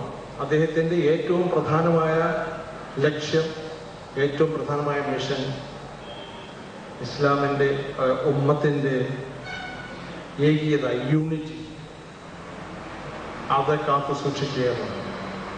ഇസ്ലാമിൽ മുസ്ലിങ്ങൾക്ക് ഏത് കാര്യത്തിനും ഒന്ന് വളരെ പ്രധാനമാണ്. നമുക്ക് ഒരു പടച്ചവനേ ഉള്ളൂ. നമ്മൾ നയിക്കുന്ന ഒരു ഖുർആനാണ് നമുക്കുള്ളത്. നമുക്ക് ഒരു പ്രവാചകനാണ്. നമ്മുടെ എല്ലാ കാര്യങ്ങളിലും ഒന്നായിരിക്കണം. നമുക്ക് നിസ്കാരത്തിലുള്ള സമയങ്ങളും ഒന്നാണ്. ഒരേ ദിവസം തന്നെയാണ് നമ്മൾ നിസ്കരിക്കുന്നത്. അതുപോലെ നമ്മുടെ നോയമ്പിനും നമ്മുടെ പെരുന്നാളുകൾ തുടങ്ങിയ എല്ലാ ആചാരങ്ങൾക്കും നമുക്ക് ജനതയെ, മുസ്ലിം ജനതയ്ക്ക് ആകമാനം ഒരൊറ്റ ദിവസം മാത്രമേ പാടുള്ളൂ എന്ന് സയൻസും ഖുർആനും യുക്തിയും ഒരുപോലെ ഉദ്ധരിച്ച് നമ്മളെ മനസ്സിലാക്കി തന്ന അദ്ദേഹമാണ്. അദ്ദേഹത്തിന് നാം കൊടുക്കാവുന്ന ഏറ്റവും വലിയ ആശംസ അല്ലെങ്കിൽ ഏറ്റവും വലിയ അഭിനന്ദനം ആ മെസ്സേജ് ഉൾക്കൊണ്ടുകൊണ്ട് നാം പ്രവർത്തിക്കുക എന്നുള്ളതാണ്. നേരത്തെ ഇവിടെ പറയുകയുണ്ടായി, അഭിനന്ദനങ്ങളും ഉപഹാരങ്ങളും ആഗ്രഹിക്കാത്ത വ്യക്തിയാണ് ഡിമിനിക്സ് ഖാൻ സാഹിബ്. അദ്ദേഹം തീർച്ചയായും അദ്ദേഹം ഇന്നിവിടെ വന്നത് തന്നെ ഈ ഉപഹാരങ്ങൾ ഏറ്റുവാങ്ങാമെന്നുള്ള മോഹം കൊണ്ടല്ല. അദ്ദേഹം നമ്മുടെ മുമ്പിൽ വെച്ച് തന്ന ഈ ആശയം നമ്മൾ ഹൃദയംഗമായി ഉൾക്കൊള്ളുകയും അതിനെ പ്രചരിപ്പിക്കുകയും അത് ഇസ്ലാമിൻ്റെ പാതയിലേക്ക് കൊണ്ടുവന്ന് ഇന്നല്ലെങ്കിൽ നാളെ ഇസ്ലാമിന് ഒരേ ഒരു വഴിത്താരം മാത്രമേ ഉണ്ടാകാവൂ. ഇന്ന് കാണുന്ന ചില അന്തഛിദ്രങ്ങളൊക്കെ ഒഴിവാക്കുകയും ഏകത്വത്തിലേക്ക് നമ്മൾ നയിക്കുകയും ചെയ്യണം എന്നുള്ള അദ്ദേഹത്തിൻ്റെ ആഗ്രഹം. ആ ആഗ്രഹം നാം സഫലീകരിക്കണം. അതിന് നമ്മളെല്ലാവരും ഒത്ത് പ്രവർത്തിക്കണം. പടച്ചവൻ നമുക്ക് സർവശക്തനായ അല്ലാഹു തആല നമുക്ക് അതിനുള്ള തൗഫീഖ് നൽകട്ടെ. നമ്മുടെ ഈ പ്രയത്നത്തിലേക്ക് നയിക്കുവാനും അത് അദ്ദേഹത്തിൻ്റെ ജീവിതകാലത്ത് തന്നെ സഫലമാക്കി കാണിക്കുവാനും സർവശക്തനായ അല്ലാഹു തആല അനുഗ്രഹിക്കുമാറാകട്ടെ എന്നുള്ള പ്രാർത്ഥനയോടുകൂടി നടത്തുന്നു. അസ്സലാമു അലൈക്കും. മുസ്ലിം ഐക്യത്തിൻ്റെ ആവശ്യകതയെ ഊന്നി സംസാരിച്ച ആ ശാസ്ത്രജ്ഞൻ്റെ വാചകങ്ങൾ നമ്മുടെ ഹൃദയത്തിൽ മാറ്റങ്ങൾ വരുത്താൻ സഹായിക്കുമാറാകട്ടെ. അടുത്ത ഹജ്ജിനെങ്കിലും മക്കയിലെ നിവാസികൾക്ക് അവിടെ ഹജ്ജ് കർമ്മം നിർവഹിക്കാൻ അറഫയിൽ നിൽക്കുന്ന അതേ സന്ദർഭത്തിൽ ഇവിടെ നമുക്ക് ഹജ്ജ് നോമ്പ് അനുഷ്ഠിക്കാൻ സാധിക്കുമാറാകട്ടെ എന്ന് ആശംസിക്കാം.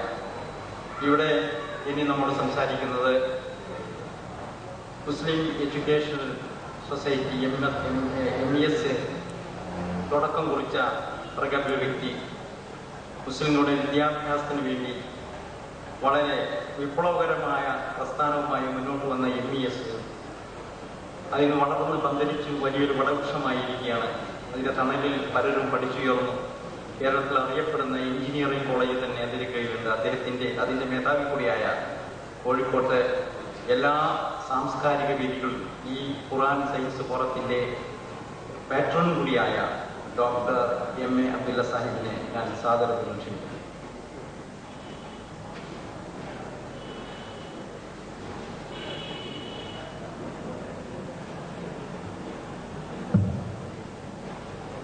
പ്രിയ സുഹൃത്തുക്കളെ, ഇസ്ലാമിലെ ഞാൻ ദീർഘിപ്പിക്കുകയില്ല.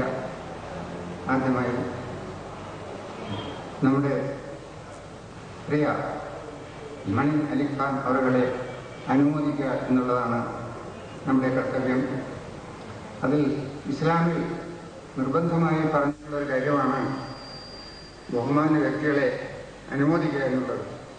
അതുകൊണ്ട് തന്നെയാണ് നമ്മുടെ എല്ലാ പ്രാർത്ഥനകളിലും ലാ ഇലാഹ ഇല്ലല്ലാഹ് മുഹമ്മദ് റസൂലുള്ളാഹ്, റസൂലിന് എല്ലാ അഭിവാദ്യങ്ങളും എന്ന് എത്രയോ പ്രാവശ്യം ഓരോ ദിവസവും നാം പറയുന്നു. എന്തിനു വേണ്ടി പറയുന്നു? റസൂല് തീർച്ചയായും സ്വർഗത്തിലാണെന്ന് എല്ലാവർക്കും അറിയാം.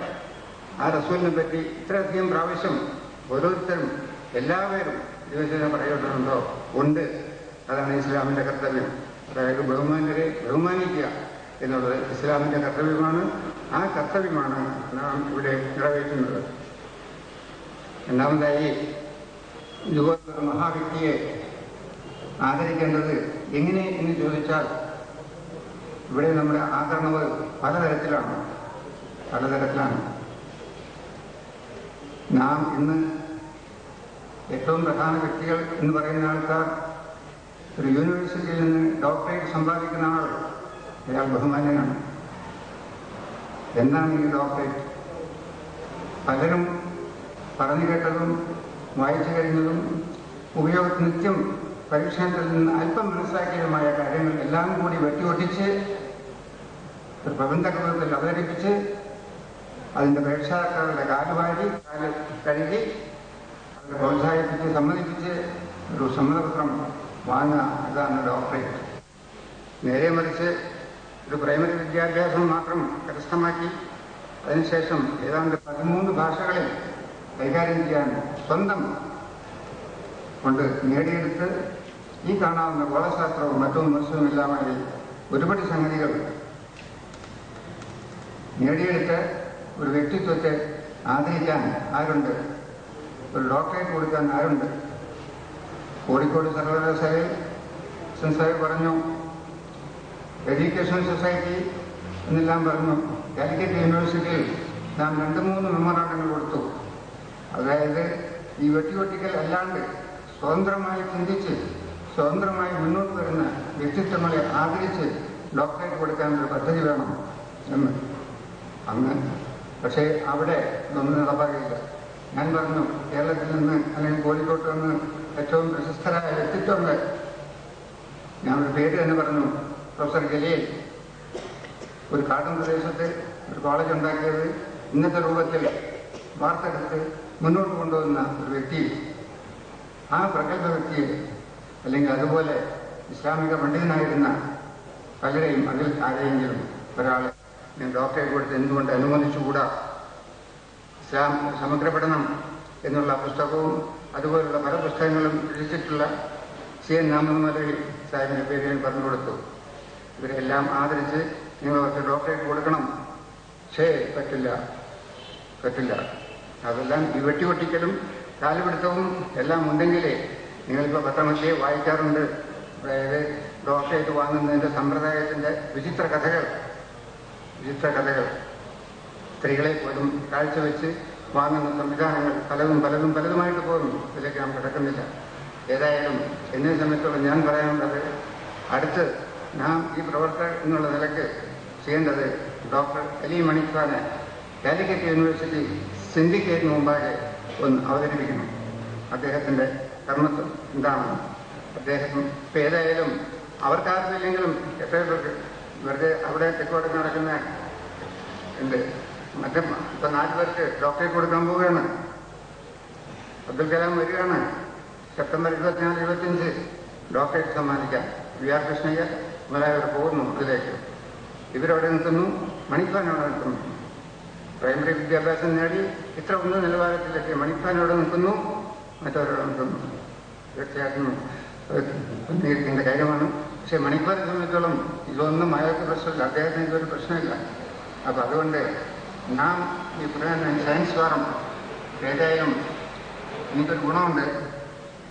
പ്രാസംഗികരിൽ ആദ്യത്തെ പേര് എൻ്റേതായിരുന്നു എങ്കിലും എന്നേക്കാൾ പ്രഗത്ഭരായ പ്രാസംഗന്മാർ എല്ലാം പ്രാസംഗിച്ച് കഴിഞ്ഞു എന്നുള്ളത് കൊണ്ട് എനിക്ക് സമാധാനമായി. എന്നുവെച്ചാൽ ഞാനൊരു പ്രാസംഗികനല്ല, ഒരു ചെറിയ പ്രവർത്തകനാണ്. ആ പ്രവർത്തകൻ എന്നുള്ള നിലയ്ക്ക് നിങ്ങൾ എന്ത് ചെയ്യണം എന്നുള്ളതിനെപ്പറ്റി 2 വാക്ക് കൂടി പറഞ്ഞിട്ട് ഞാൻ അവസാനിപ്പിക്കുകയാണ്.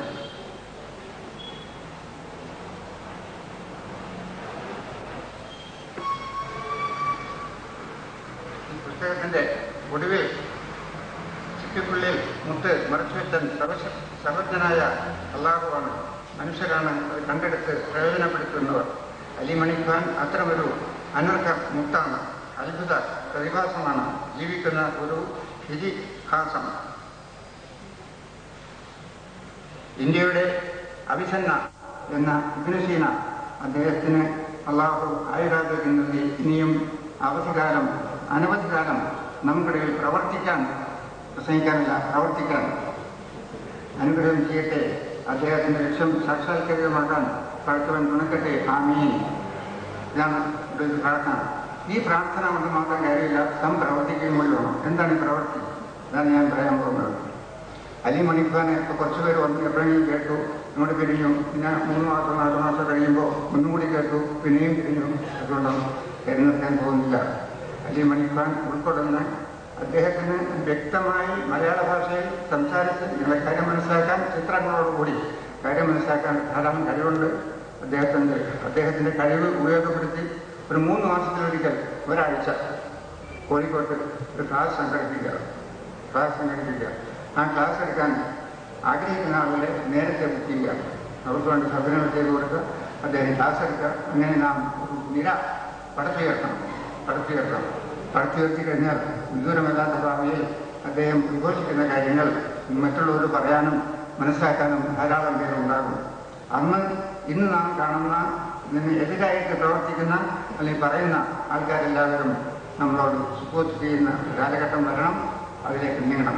അങ്ങനെ ഈ ക്ലാസ് നിങ്ങൾ ക്ലാസ് സംഘടിപ്പിക്കാനൊക്കെ പറഞ്ഞു. ഡോക്ടർ പറയുന്നത് പ്രവൃത്തി രൂപത്തിലാണല്ലോ, പ്രസംഗമാണല്ലോ, പ്രവൃത്തി എങ്ങനെയാകും? ശരി, പ്രവർത്തിക്കാൻ പറഞ്ഞുതരാം. നിങ്ങൾക്ക് ഏത് ക്ലാസ് സംഘടിപ്പിക്കണമെങ്കിലും ആ ക്ലാസ് സംഘടിപ്പിക്കാനുള്ള എല്ലാ സൗകര്യങ്ങളും എൻ്റെ പ്രവർത്തി 250 ആൾക്ക് ഇരിക്കാനുള്ള ഒരു ഹോളും അതിനുള്ള എല്ലാ സൗകര്യങ്ങളും ചായ ഉൾപ്പെടെ എൻ്റെ വകപ്പെടും. ഒരാഴ്ച അലി മണിഖാൻ ഒരു 3 മാസത്തിലേക്ക് അലി മണിഖാൻ കോഴിക്കോട്ട് താമസിക്കുകയാണെങ്കിൽ താമസവും എൻ്റെ വകപ്പെടും. അദ്ദേഹത്തിന് ഒരു ബെഡ്ഷീറ്റ് മതി എന്ന് പറഞ്ഞു. അതുകൊണ്ട് വലിയ പ്രശ്നമില്ല. ഇനി ആ സന്ദർഭങ്ങളിൽ അദ്ദേഹത്തിന് എന്തെങ്കിലും ആരോഗ്യകരമായിട്ട് എന്തെങ്കിലും ബുദ്ധിമുട്ട് വന്നാൽ അതും ഫ്രീ. അതുകൊണ്ട് നിങ്ങൾ പ്രവർത്തിക്കുകയും മുന്നേറുകയും എന്നുള്ള ഇതോടുകൂടി ഞാൻ വിരമിക്കുന്നു. അസ്സലാമു അലൈക്കും.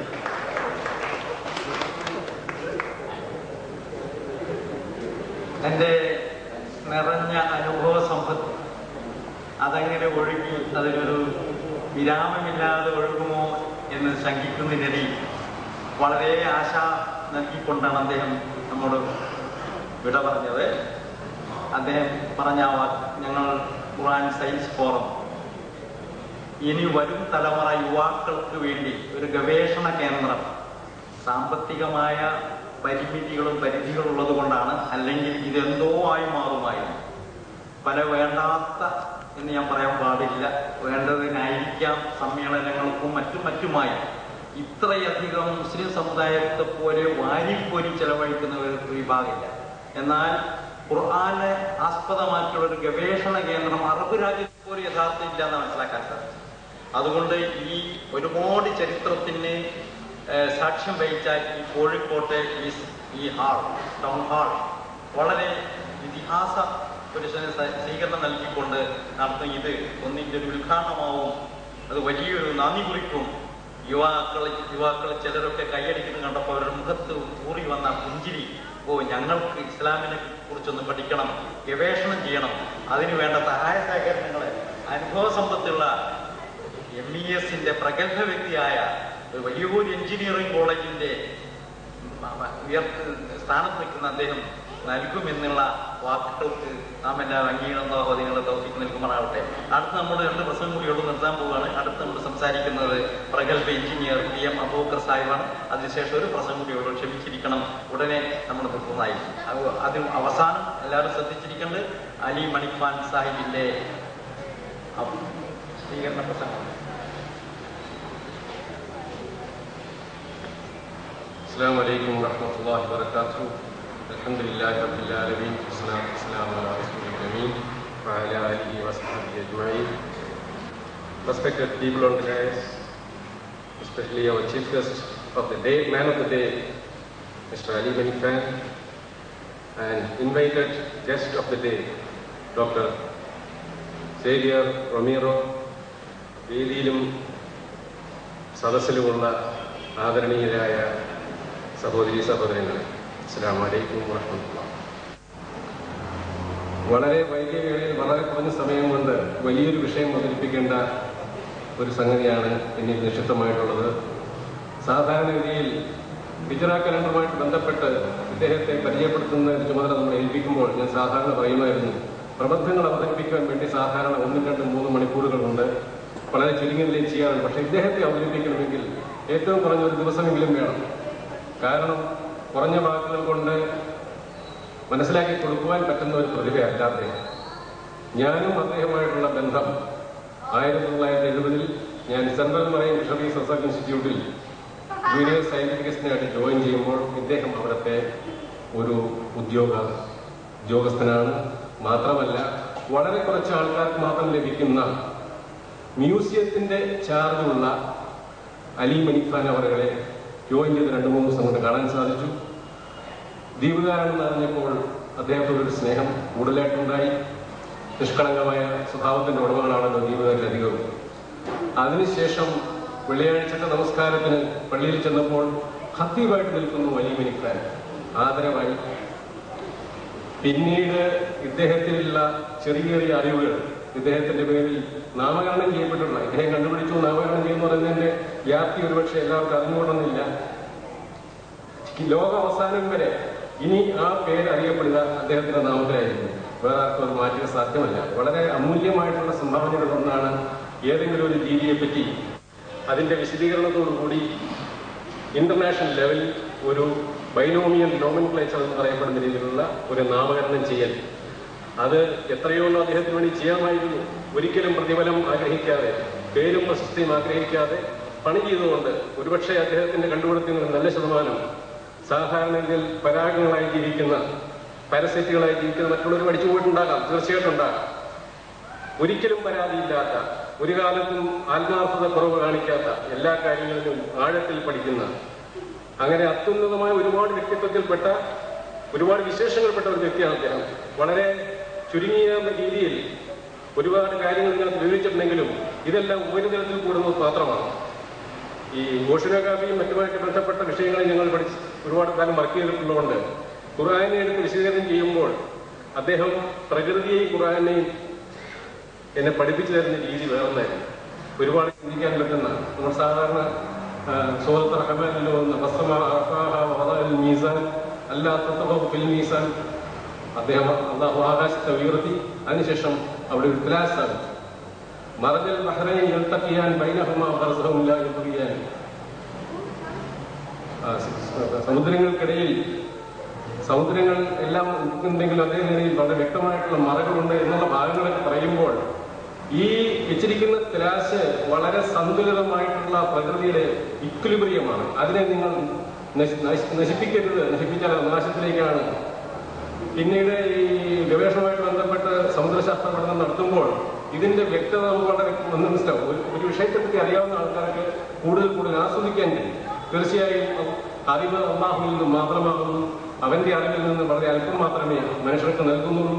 വളരെ കുറച്ചു പേർക്ക് മാത്രമേ അങ്ങനെയുള്ള ചില അറിവിന്റെ പാരമ്പര്യത്തിൽ എത്താൻ കഴിയുന്നു. നമ്മളൊക്കെ കോളേജിലും സ്കൂളിലൊക്കെ പഠിച്ചും ഒരുപാട് ഡിഗ്രികളൊക്കെ സമ്പാദിച്ചും ഒരുപാട് കാര്യങ്ങൾ പഠിപ്പിക്കപ്പെട്ടിട്ടുണ്ട്. പഠിച്ചു എന്ന് പറയുന്നതിനെ കൂടുതൽ പഠിപ്പിക്കപ്പെട്ടു എന്ന് പറയുന്നതായിരിക്കും നല്ലത്.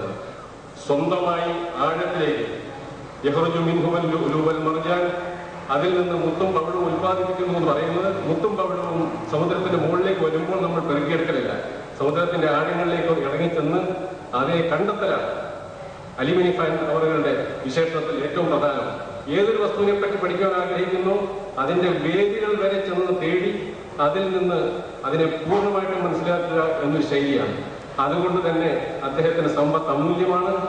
അതുപോലെയുള്ള സമ്പത്തിനെ നമ്മളാകുന്ന സാധാരണക്കാർ വളരെയധികം ആഴത്തിൽ ചെന്ന് വളരെ പരിശ്രമിച്ചാൽ മാത്രമേ നമുക്ക് കിട്ടുകയുള്ളൂ. ഇൽമിന് ശ്രദ്ധിച്ചവന്റെ ബാധ്യതയാണ് മറ്റവർക്ക് പറഞ്ഞു കൊടുക്കുക. അതുപോലൊരു ബാധ്യത നമ്മളിൽ നിഷിദ്ധമാണ്. അറിവുള്ളവരെടുക്കുന്ന അറിവ് മനസ്സിലാക്കുക. ഒരു കാര്യത്തെപ്പറ്റി അറിയാതെ വരുമ്പോൾ അത് ശരിയല്ല എന്ന് പറയുന്ന ഒരു ചുറ്റുപാടിലേക്ക് നമ്മൾ സാധാരണ നയിക്കപ്പെടാറുണ്ട്. ഏറ്റവും കുറഞ്ഞത് അതിനെപ്പറ്റി എനിക്ക് അറിയില്ല എന്ന് പറയുന്നത് കുറച്ചുകൂടെ നന്നായിരിക്കും. എന്തായാലും കൊള്ളാം. ഒരു സഹപ്രവർത്തകനായി, പിന്നീട് ഒരു ഖത്തീബായി, പിന്നീട് ഒരു ഗുരുവായി, പിന്നീട് സ്വന്തം സഹോദരനേക്കാളും വലിയ ബന്ധത്തിൽ 33 വർഷത്തോളം ഉള്ള ഒരു സമ്പർക്കം എനിക്കുള്ളതുകൊണ്ട് ഇവിടെ വെച്ച് ഇദ്ദേഹത്തെ വളരെ വൈകിയാണെങ്കിലും ആദരിക്കുവാനായിട്ട് ഈ ഖുർആൻ സ്റ്റഡി സെന്റർ പോലെയുള്ള ഒരു ഫോറം മുന്നോട്ട് വന്നതിൽ എനിക്ക് അതിയായ ആഗ്രഹമുണ്ട്. മറ്റേ മുമ്പുള്ള ആൾക്കാർ പറഞ്ഞ പോലെ ഇദ്ദേഹത്തിന് ഡിഗ്രി കൊടുക്കാൻ നിന്ന് കഴിഞ്ഞാൽ ഒരു ഡോക്ടറേറ്റ് ഉണ്ടെന്നും അറിയാമെന്ന് എനിക്ക് തോന്നുന്നില്ല. ഒരു സംഗതിയെ പറ്റി അറിയാമെന്ന് പറഞ്ഞാൽ, ഉദാഹരണത്തിന് അദ്ദേഹം പല ഭാഷകൾ അറിയാം. എനിക്കും പല ഭാഷകൾ അറിയാം. കണ്ടാൽ മനസ്സിലാവും, ഫ്രഞ്ച് കണ്ടാൽ മനസ്സിലാവും, ജർമ്മൻ കണ്ടാൽ മനസ്സിലാവും. അതുകൊണ്ട് കാര്യമില്ലല്ലോ.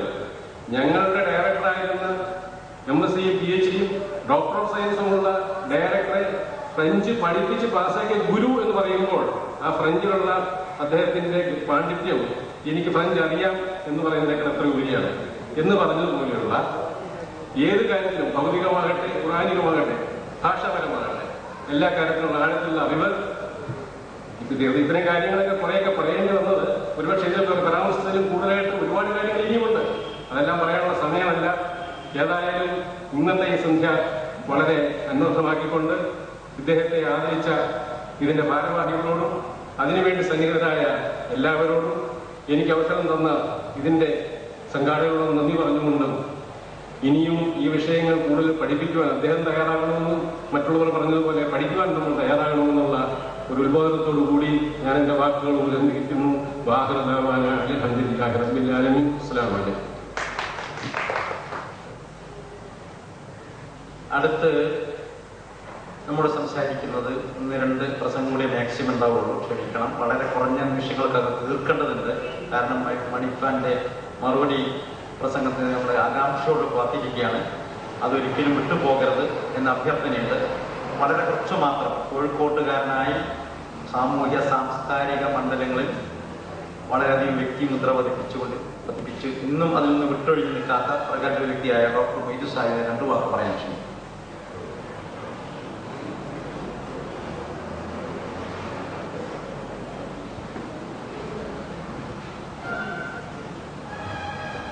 അസ്സലാമു അലൈക്കും. പ്രിയപ്പെട്ട അധ്യക്ഷൻ, അലി മണിക്ഫാൻ സാഹിബ്, മറ്റ് പ്രശസ്ത പണ്ഡിതന്മാരെ, സഹോദരി സഹോദരന്മാർ, അലി മണിക്ഫാൻ സാഹിബിൻ്റെ കഴിവുകളെ പറ്റിയും സിദ്ധികളെ പറ്റിയും തന്നെ വളരെ വിശദമായി കേട്ടുകഴിഞ്ഞാൽ അതിലൊക്കെ ആ വിഷയത്തിലേക്ക് പ്രവേശിക്കാനൊന്നും ഉദ്ദേശിക്കുന്നില്ല. ലോകചരിത്രത്തിൽ അങ്ങോട്ടുള്ള കണ്ടുപിടുത്തങ്ങളെ വിലയിരുത്തുകയാണെങ്കിൽ നമുക്കറിയാം, ഓരോ കാലഘട്ടത്തിൽ അതിമാനുഷികന്മാരായ വ്യക്തികൾ, പ്രത്യേകിച്ച് വളരെയധികം സിദ്ധികൾ നേടിയ ഗവേഷകന്മാർ ഈ ലോകത്ത് ഭൂജാതരായി വലിയ വലിയ കണ്ടുപിടുത്തങ്ങൾക്ക് തുടക്കം കുറിച്ച കഥ നമുക്കറിയാവുന്ന അതേമാതിരിയുള്ള ഒരു കണ്ടുപിടുത്തത്തിൻ്റെ ഉടമസ്ഥൻ ആണ് ഇന്നത്തെ നമ്മുടെ മുഖ്യാതിഥിയായ അലി മണിക്ഫാൻ സാഹിബെന്ന് നാം മനസ്സിലാക്കേണ്ടിയിരിക്കുന്നു. വാസ്തവത്തിൽ അദ്ദേഹം മുന്നോട്ട് വെച്ച പല ആശയങ്ങളും ചർച്ച ചെയ്യപ്പെടേണ്ടതും കൂടുതൽ പഠനത്തിന് വിധേയമാക്കേണ്ടതുമാണെന്ന് ഉള്ള കാര്യം ശാസ്ത്രീയ ബുദ്ധി ചിന്തിക്കുന്ന ഏതൊരു വ്യക്തിക്കും ബോധ്യമാകുന്നതാണ്.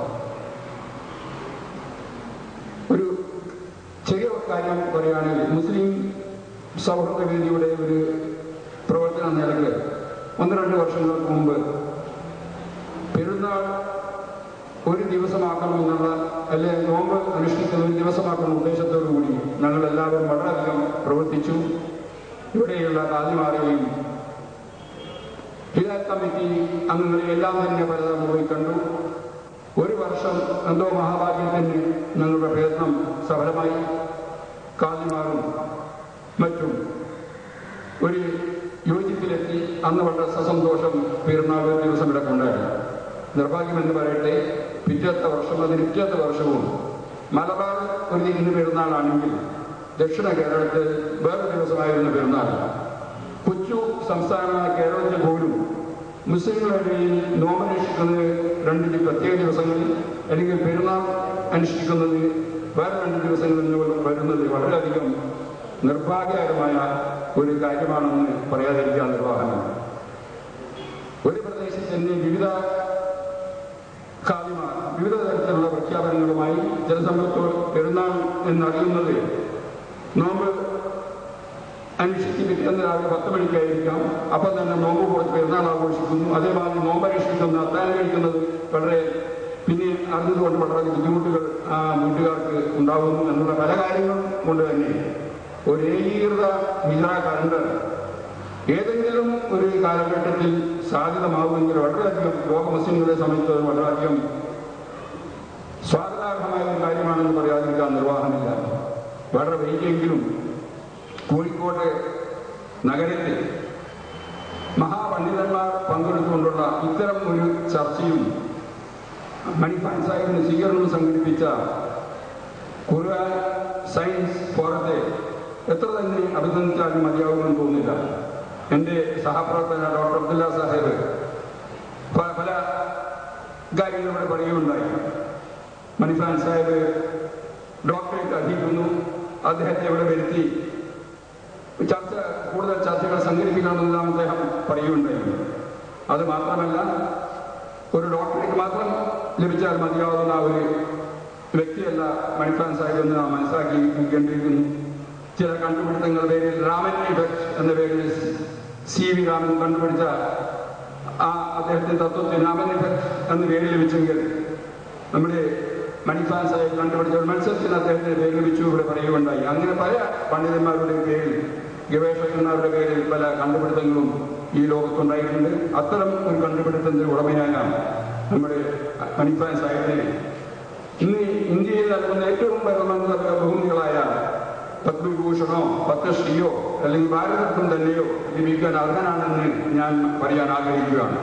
അതേമാതിരി ഈ ഏകീകൃത ഹിജ്റ കലണ്ടറിനെ പറ്റി ഒരു ലോകാടിസ്ഥാനത്തുള്ള അന്തർദേശീയ ചർച്ചാ സമ്മേളനം ഈ കോഴിക്കോട് നഗരത്തിൽ സംഘടിപ്പിക്കാൻ നമ്മുടെ ഈ സംഘടന മുന്നോട്ട് വന്നാൽ വളരെയധിക സംശയങ്ങളെ അകറ്റുവാനും ഇസ്ലാമിന്റെ തത്വങ്ങൾക്ക് വിപരീതമല്ലെങ്കിൽ അത് പ്രായോഗികമാക്കാനുള്ള ഒരു തീരുമാനം എടുപ്പിക്കുവാനും ലോക പണ്ഡിതന്മാരെ കൊണ്ട് സാധിപ്പിക്കുമെങ്കിൽ അത് വലിയൊരു കാര്യമായിരിക്കുമെന്ന് ഞാൻ മനസ്സിലാക്കുകയാണ്. അത്തരത്തിലുള്ള ഒരു നീക്കത്തിലേക്കും ഈ ഖുർആൻ ശാസ്ത്ര സംഘം മുന്നോട്ട് വരണം എന്ന് അഭ്യർത്ഥിച്ചുകൊണ്ടും സർവശക്തനായ അല്ലാഹു മണിഫാൻ സാഹിബിനെ പോലെയുള്ള പ്രഗത്ഭ പണ്ഡിതന്മാരെ കൂടുതൽ കാലം നമ്മുടെ ഇടയിൽ ഉണ്ടാകുവാൻ അനുഗ്രഹിക്കണമെന്ന് പ്രാർത്ഥിച്ചുകൊണ്ടും കൂടുതൽ ഉയരത്തിലേക്ക് അദ്ദേഹത്തിന്റെ കണ്ടുപിടുത്തങ്ങൾ ഉണ്ടാകുവാനും അത് ലോക ജനങ്ങൾക്ക് ഉപകാരപ്രദമാനും സാധിക്കുമാറായിട്ട് എന്ന് പ്രാർത്ഥിച്ചുകൊണ്ടും ഞാൻ എൻ്റെ വാക്കുകൾ അവസാനിപ്പിക്കുകയാണ്.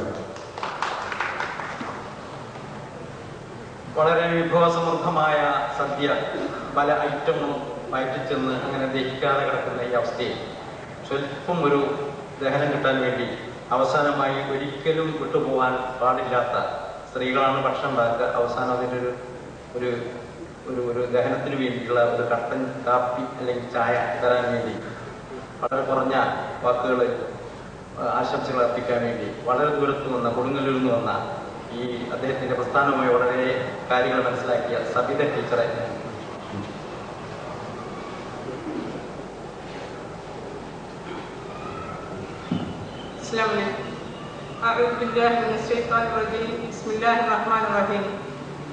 ബഹുമാനപ്പെട്ട അധ്യക്ഷനെ, മറ്റ് സുഹൃത്തുക്കളെ, വളരെ ചുരുങ്ങിയ സമയം കൊണ്ട് ഇവിടെ ഈ പരിപാടിക്ക് ആശംസകൾ അർപ്പിക്കാനാണ് ഞാൻ വന്നിട്ടുള്ളത്. നമുക്കെല്ലാവർക്കും ഈ ഹിജ്റ മാസത്തിന്റെ ഏകീകരണം വേണം, അത് ആവശ്യമാണ് എന്നെല്ലാവർക്കും അറിയാം. ഈ ബഹുമാനപ്പെട്ട അലി മണിഫാനുമായി 6-7 വർഷം ആയി ഞാൻ പരിചയപ്പെട്ടിട്ട് ഭാഗ്യത്തിന് ഒരു റമദാൻ തുടങ്ങുന്ന അവസരത്തിലാണ് 1997 റമദാൻ തുടങ്ങുന്ന അവസരത്തിലാണ് അദ്ദേഹവുമായി പരിചയപ്പെട്ടത്.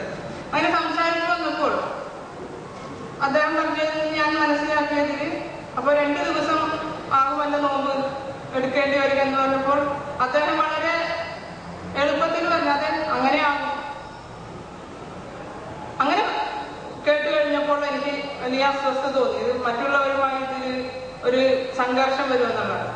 അങ്ങനെ കൂടുതൽ ആ മാസത്തെ മാസപ്പിറവികളും ദിവസങ്ങളും തീയതികളൊക്കെ ശ്രദ്ധിക്കാൻ തുടങ്ങിയപ്പോൾ അദ്ദേഹം പറയുന്നതാണ് 100% ശരിയെന്ന് എനിക്ക് മനസ്സിലാക്കാൻ കഴിഞ്ഞു. അള്ളാഹുവിന്റെ അനുഗ്രഹത്താൽ വളരെ ധൈര്യപ്പെട്ട് തന്നെ ആ കൊല്ലത്തെ റമദാൻ ആരംഭിച്ചതും അവസാനിപ്പിച്ചതും ഈ ഹിജറ കലണ്ടറിന്റെ അടിസ്ഥാനത്തിലായിരുന്നു.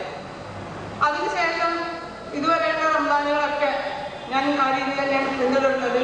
എനിക്ക് അദ്ദേഹത്തെ പറ്റി ഇപ്പൊ വിശദമായിട്ട് പറയാൻ നേരമില്ല, ഒരുപാട് പറയാനുണ്ട്. പക്ഷെ എനിക്കൊരു കാര്യം മനസ്സിലായി, ബലഹീനയായ എനിക്ക് ഇദ്ദേഹത്തിനെ സഹായിക്കാൻ ഒരു മാർഗവുമില്ല. ഞാൻ ആകെ ചെയ്തത് എനിക്ക് പരിചയമുള്ള ബുദ്ധിയും എന്നേക്കാൾ കൂടുതൽ ദീനി വിജ്ഞാനങ്ങളുമുള്ള അതുപോലെ ഭൗതിക വിദ്യാഭ്യാസങ്ങളുമുള്ള ആളുകളോട് ഞാൻ ഇദ്ദേഹത്തെ പറ്റുന്നിടത്തോളം പരമാവധി എല്ലാവരെയും പരിചയപ്പെടുത്തി കൊടുക്കേണ്ടായി.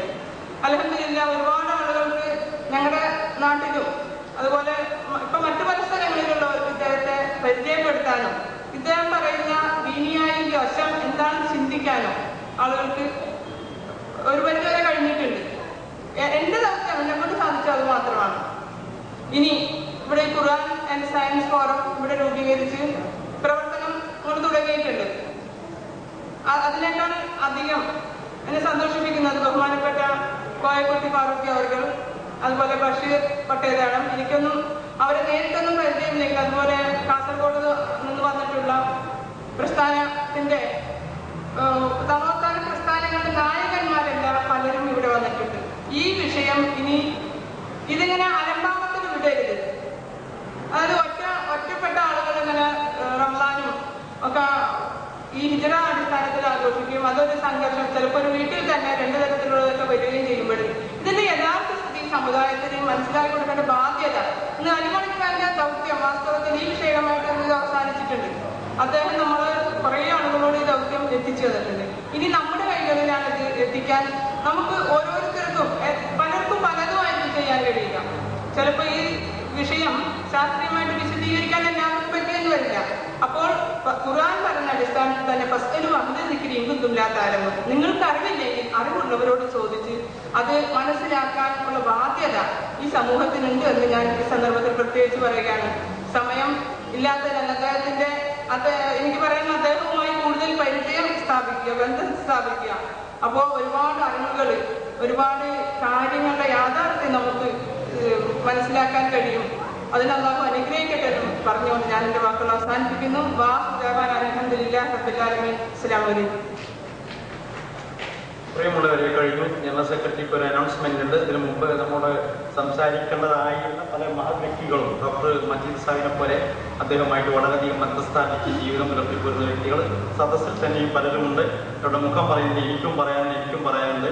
ഇപ്പൊ കേട്ട് ഏറ്റവും പിന്നിരിക്കുന്ന എല്ലാവർക്കും അദ്ദേഹത്തെ കുറിച്ച് പറയാൻ മാത്രം അറിവുകളായി കഴിഞ്ഞു. അതുകൊണ്ട് എല്ലാവരും മനസ്സിൽ കൊണ്ടു നടക്കുന്ന അറിവുകൾ പ്രാവർത്തികമാക്കാൻ അദ്ദേഹത്തോടുകൂടി സഹകരിക്കുക എന്ന് പറഞ്ഞുകൊണ്ട് ഞാൻ ജനറൽ സെക്രട്ടറി ഞാൻ ചില അനൗൺസ്മെന്റ് മനുഷ്യൻ. അസ്സലാമു അലൈക്കും. എറണാകുളത്ത് നിന്നുള്ള VA അബ്ദുൽ റഹീം എന്ന ചെറുപ്പക്കാരൻ ഒരു അഭ്യർത്ഥനയായി നമ്മളെ സമീപിച്ചിട്ടുണ്ട്. അദ്ദേഹം അലി മണിഫാൻ സാഹിബ് അവരുടെ പ്രൊജക്ട് ചെയ്തുകൊണ്ട് ഒരു വെബ്സൈറ്റ് ലോഞ്ച് ചെയ്യാൻ പോകുന്നുണ്ട്. www.hijramoonCalendar.com എന്നാണ് ഈ വെബ്സൈറ്റിന്റെ പേര്. ഇതിന് അദ്ദേഹം അലി മണിക് സാഹിബിന്റെയും നമ്മളെല്ലാവരുടെയും സമ്മതമുണ്ടാവണമെന്ന് അഭ്യർത്ഥിച്ചിട്ടുണ്ട്. ഇത് അനൗൺസ് ചെയ്യാൻ വേണ്ടി ഒരു കാര്യം കൂടി, ഖുർആൻ സയൻസ് ഫോറത്തിന്റെ കൂടുതൽ ആൾക്കാർ ബന്ധപ്പെട്ട് കഴിഞ്ഞാൽ മാത്രമേ ഈ പ്രവർത്തനങ്ങളുടെ കൂടുതൽ ഊർജ്ജസ്വലതയോടുകൂടി മുന്നോട്ട് കൊണ്ടുപോകാൻ സാധിക്കും. അതുകൊണ്ട് മാന്യ വ്യക്തികൾ സഹകരിക്കണം. ഞങ്ങളുടെ ഖുർആൻ സയൻസ് ഫോമിൽ അംഗങ്ങളായി ചേരണം. ഇതിനു വേണ്ടിയുള്ള ആപ്ലിക്കേഷൻ ഫോം ഞാൻ ഇവിടെ ലഭ്യമാണ്. സഹകരിക്കുമെന്ന് വിശ്വസിച്ചുകൊണ്ട് അസ്സലാമു അലൈക്കും. ആകാംക്ഷയോടെ കാത്തിരിക്കുന്ന അലി മണിഫാന്റെ മറുപടി പ്രസംഗത്തിന് വേണ്ടി സാദരപൂർവ്വം അദ്ദേഹത്തെ ക്ഷണിക്കുന്നു.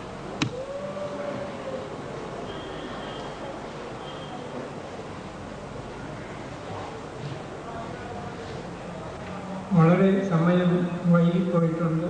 നമസ്കാരത്തിൻ്റെ സമയവുമായി. അതുകൊണ്ട് അധികം പറയുവാൻ ഇപ്പോൾ സമയമില്ല. വളരെ ചുരുക്കത്തിൽ ഞാൻ രണ്ട് വാക്കുകൾ പറയാം.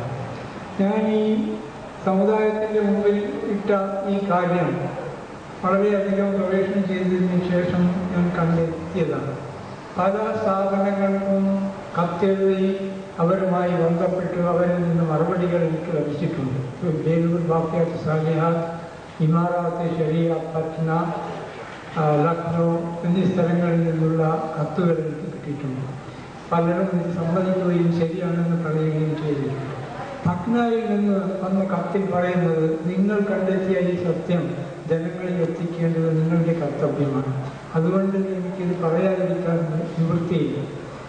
റസൂൽ സല്ലല്ലാഹു അലൈഹി വസല്ലം അറിയിച്ചിരിക്കുന്നത്, മൻ റഅ മിൻകും മുൻകറൻ ഫൽയുഗയ്യിർഹു ബിയദിഹി ഫഇൻ ലം യസ്തതി' ഫബിലിസാനിഹി ഫഇൻ ലം യസ്തതി' ഫബിഖൽബിഹി.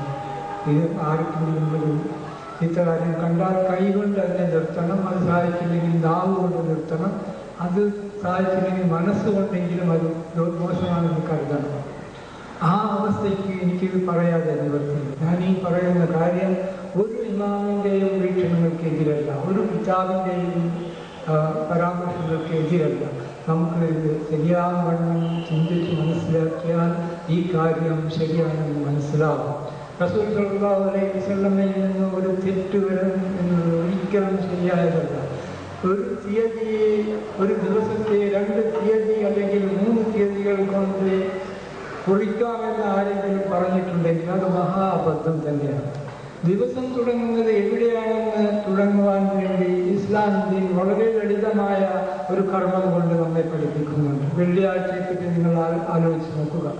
ആദ്യത്തെ ജുമാ ഇവിടെ നിന്നാണ് തുടങ്ങുന്നത്. അത് നോക്കിയാൽ മതി. അതാണ് ദിവസം മാറുന്ന സ്ഥലം, ദിവസം മാറുന്ന സമയം. അത് കൊണ്ടാണ് നമ്മൾ കണക്കുകൾ ചെയ്യുന്നത്. അതിലേക്ക് തന്നെയാണ് ശാസ്ത്രവും എത്തിച്ചേർന്നിരിക്കുന്നത്. ഉച്ചക്കാണ് ദിവസം മാറുന്ന സ്ഥലം. അതിൻ്റെ നേരെ എതിർവശത്ത് ലണ്ടൻ ആയിപ്പോയത് കൊണ്ട് അവർ അർദ്ധരാത്രി ദിവസം മാറുന്നു എന്ന അത് ജനങ്ങളിലേക്ക് ഇട്ടു. അതുകൊണ്ട് തെറ്റിദ്ധാരണ ഉണ്ടായി. വാസ്തവത്തിൽ ദിവസം മാറുന്നത് അർദ്ധരാത്രിയല്ല, പകലുമല്ല, വേറെ സമയത്തുമല്ല. ഈ ഉച്ച സമയത്ത് മാത്രമാണ് ദിവസം മാറുന്നത്. അത് സയൻസ് തന്നെ പ്രഖ്യാപിച്ചിട്ടുണ്ട്.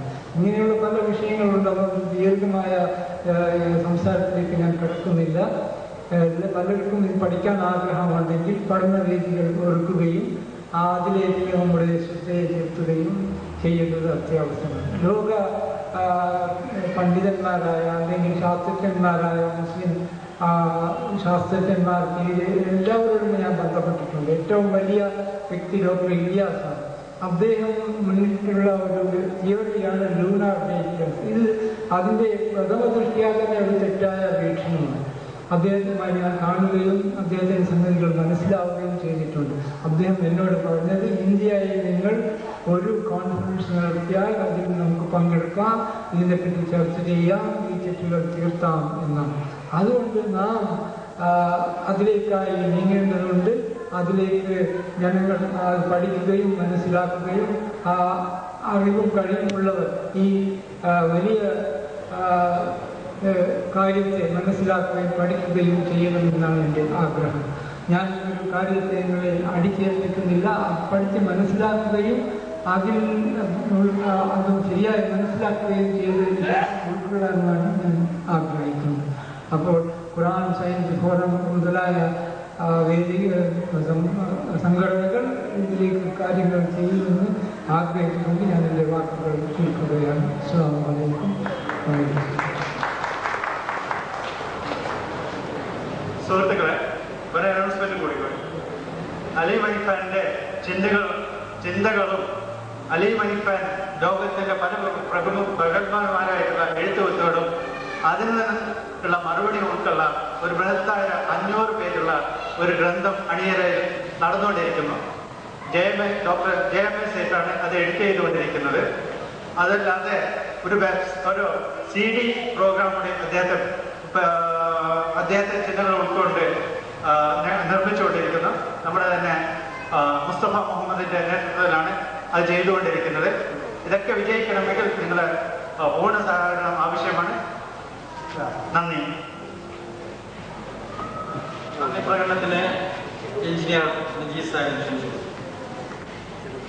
സാഹിബ്.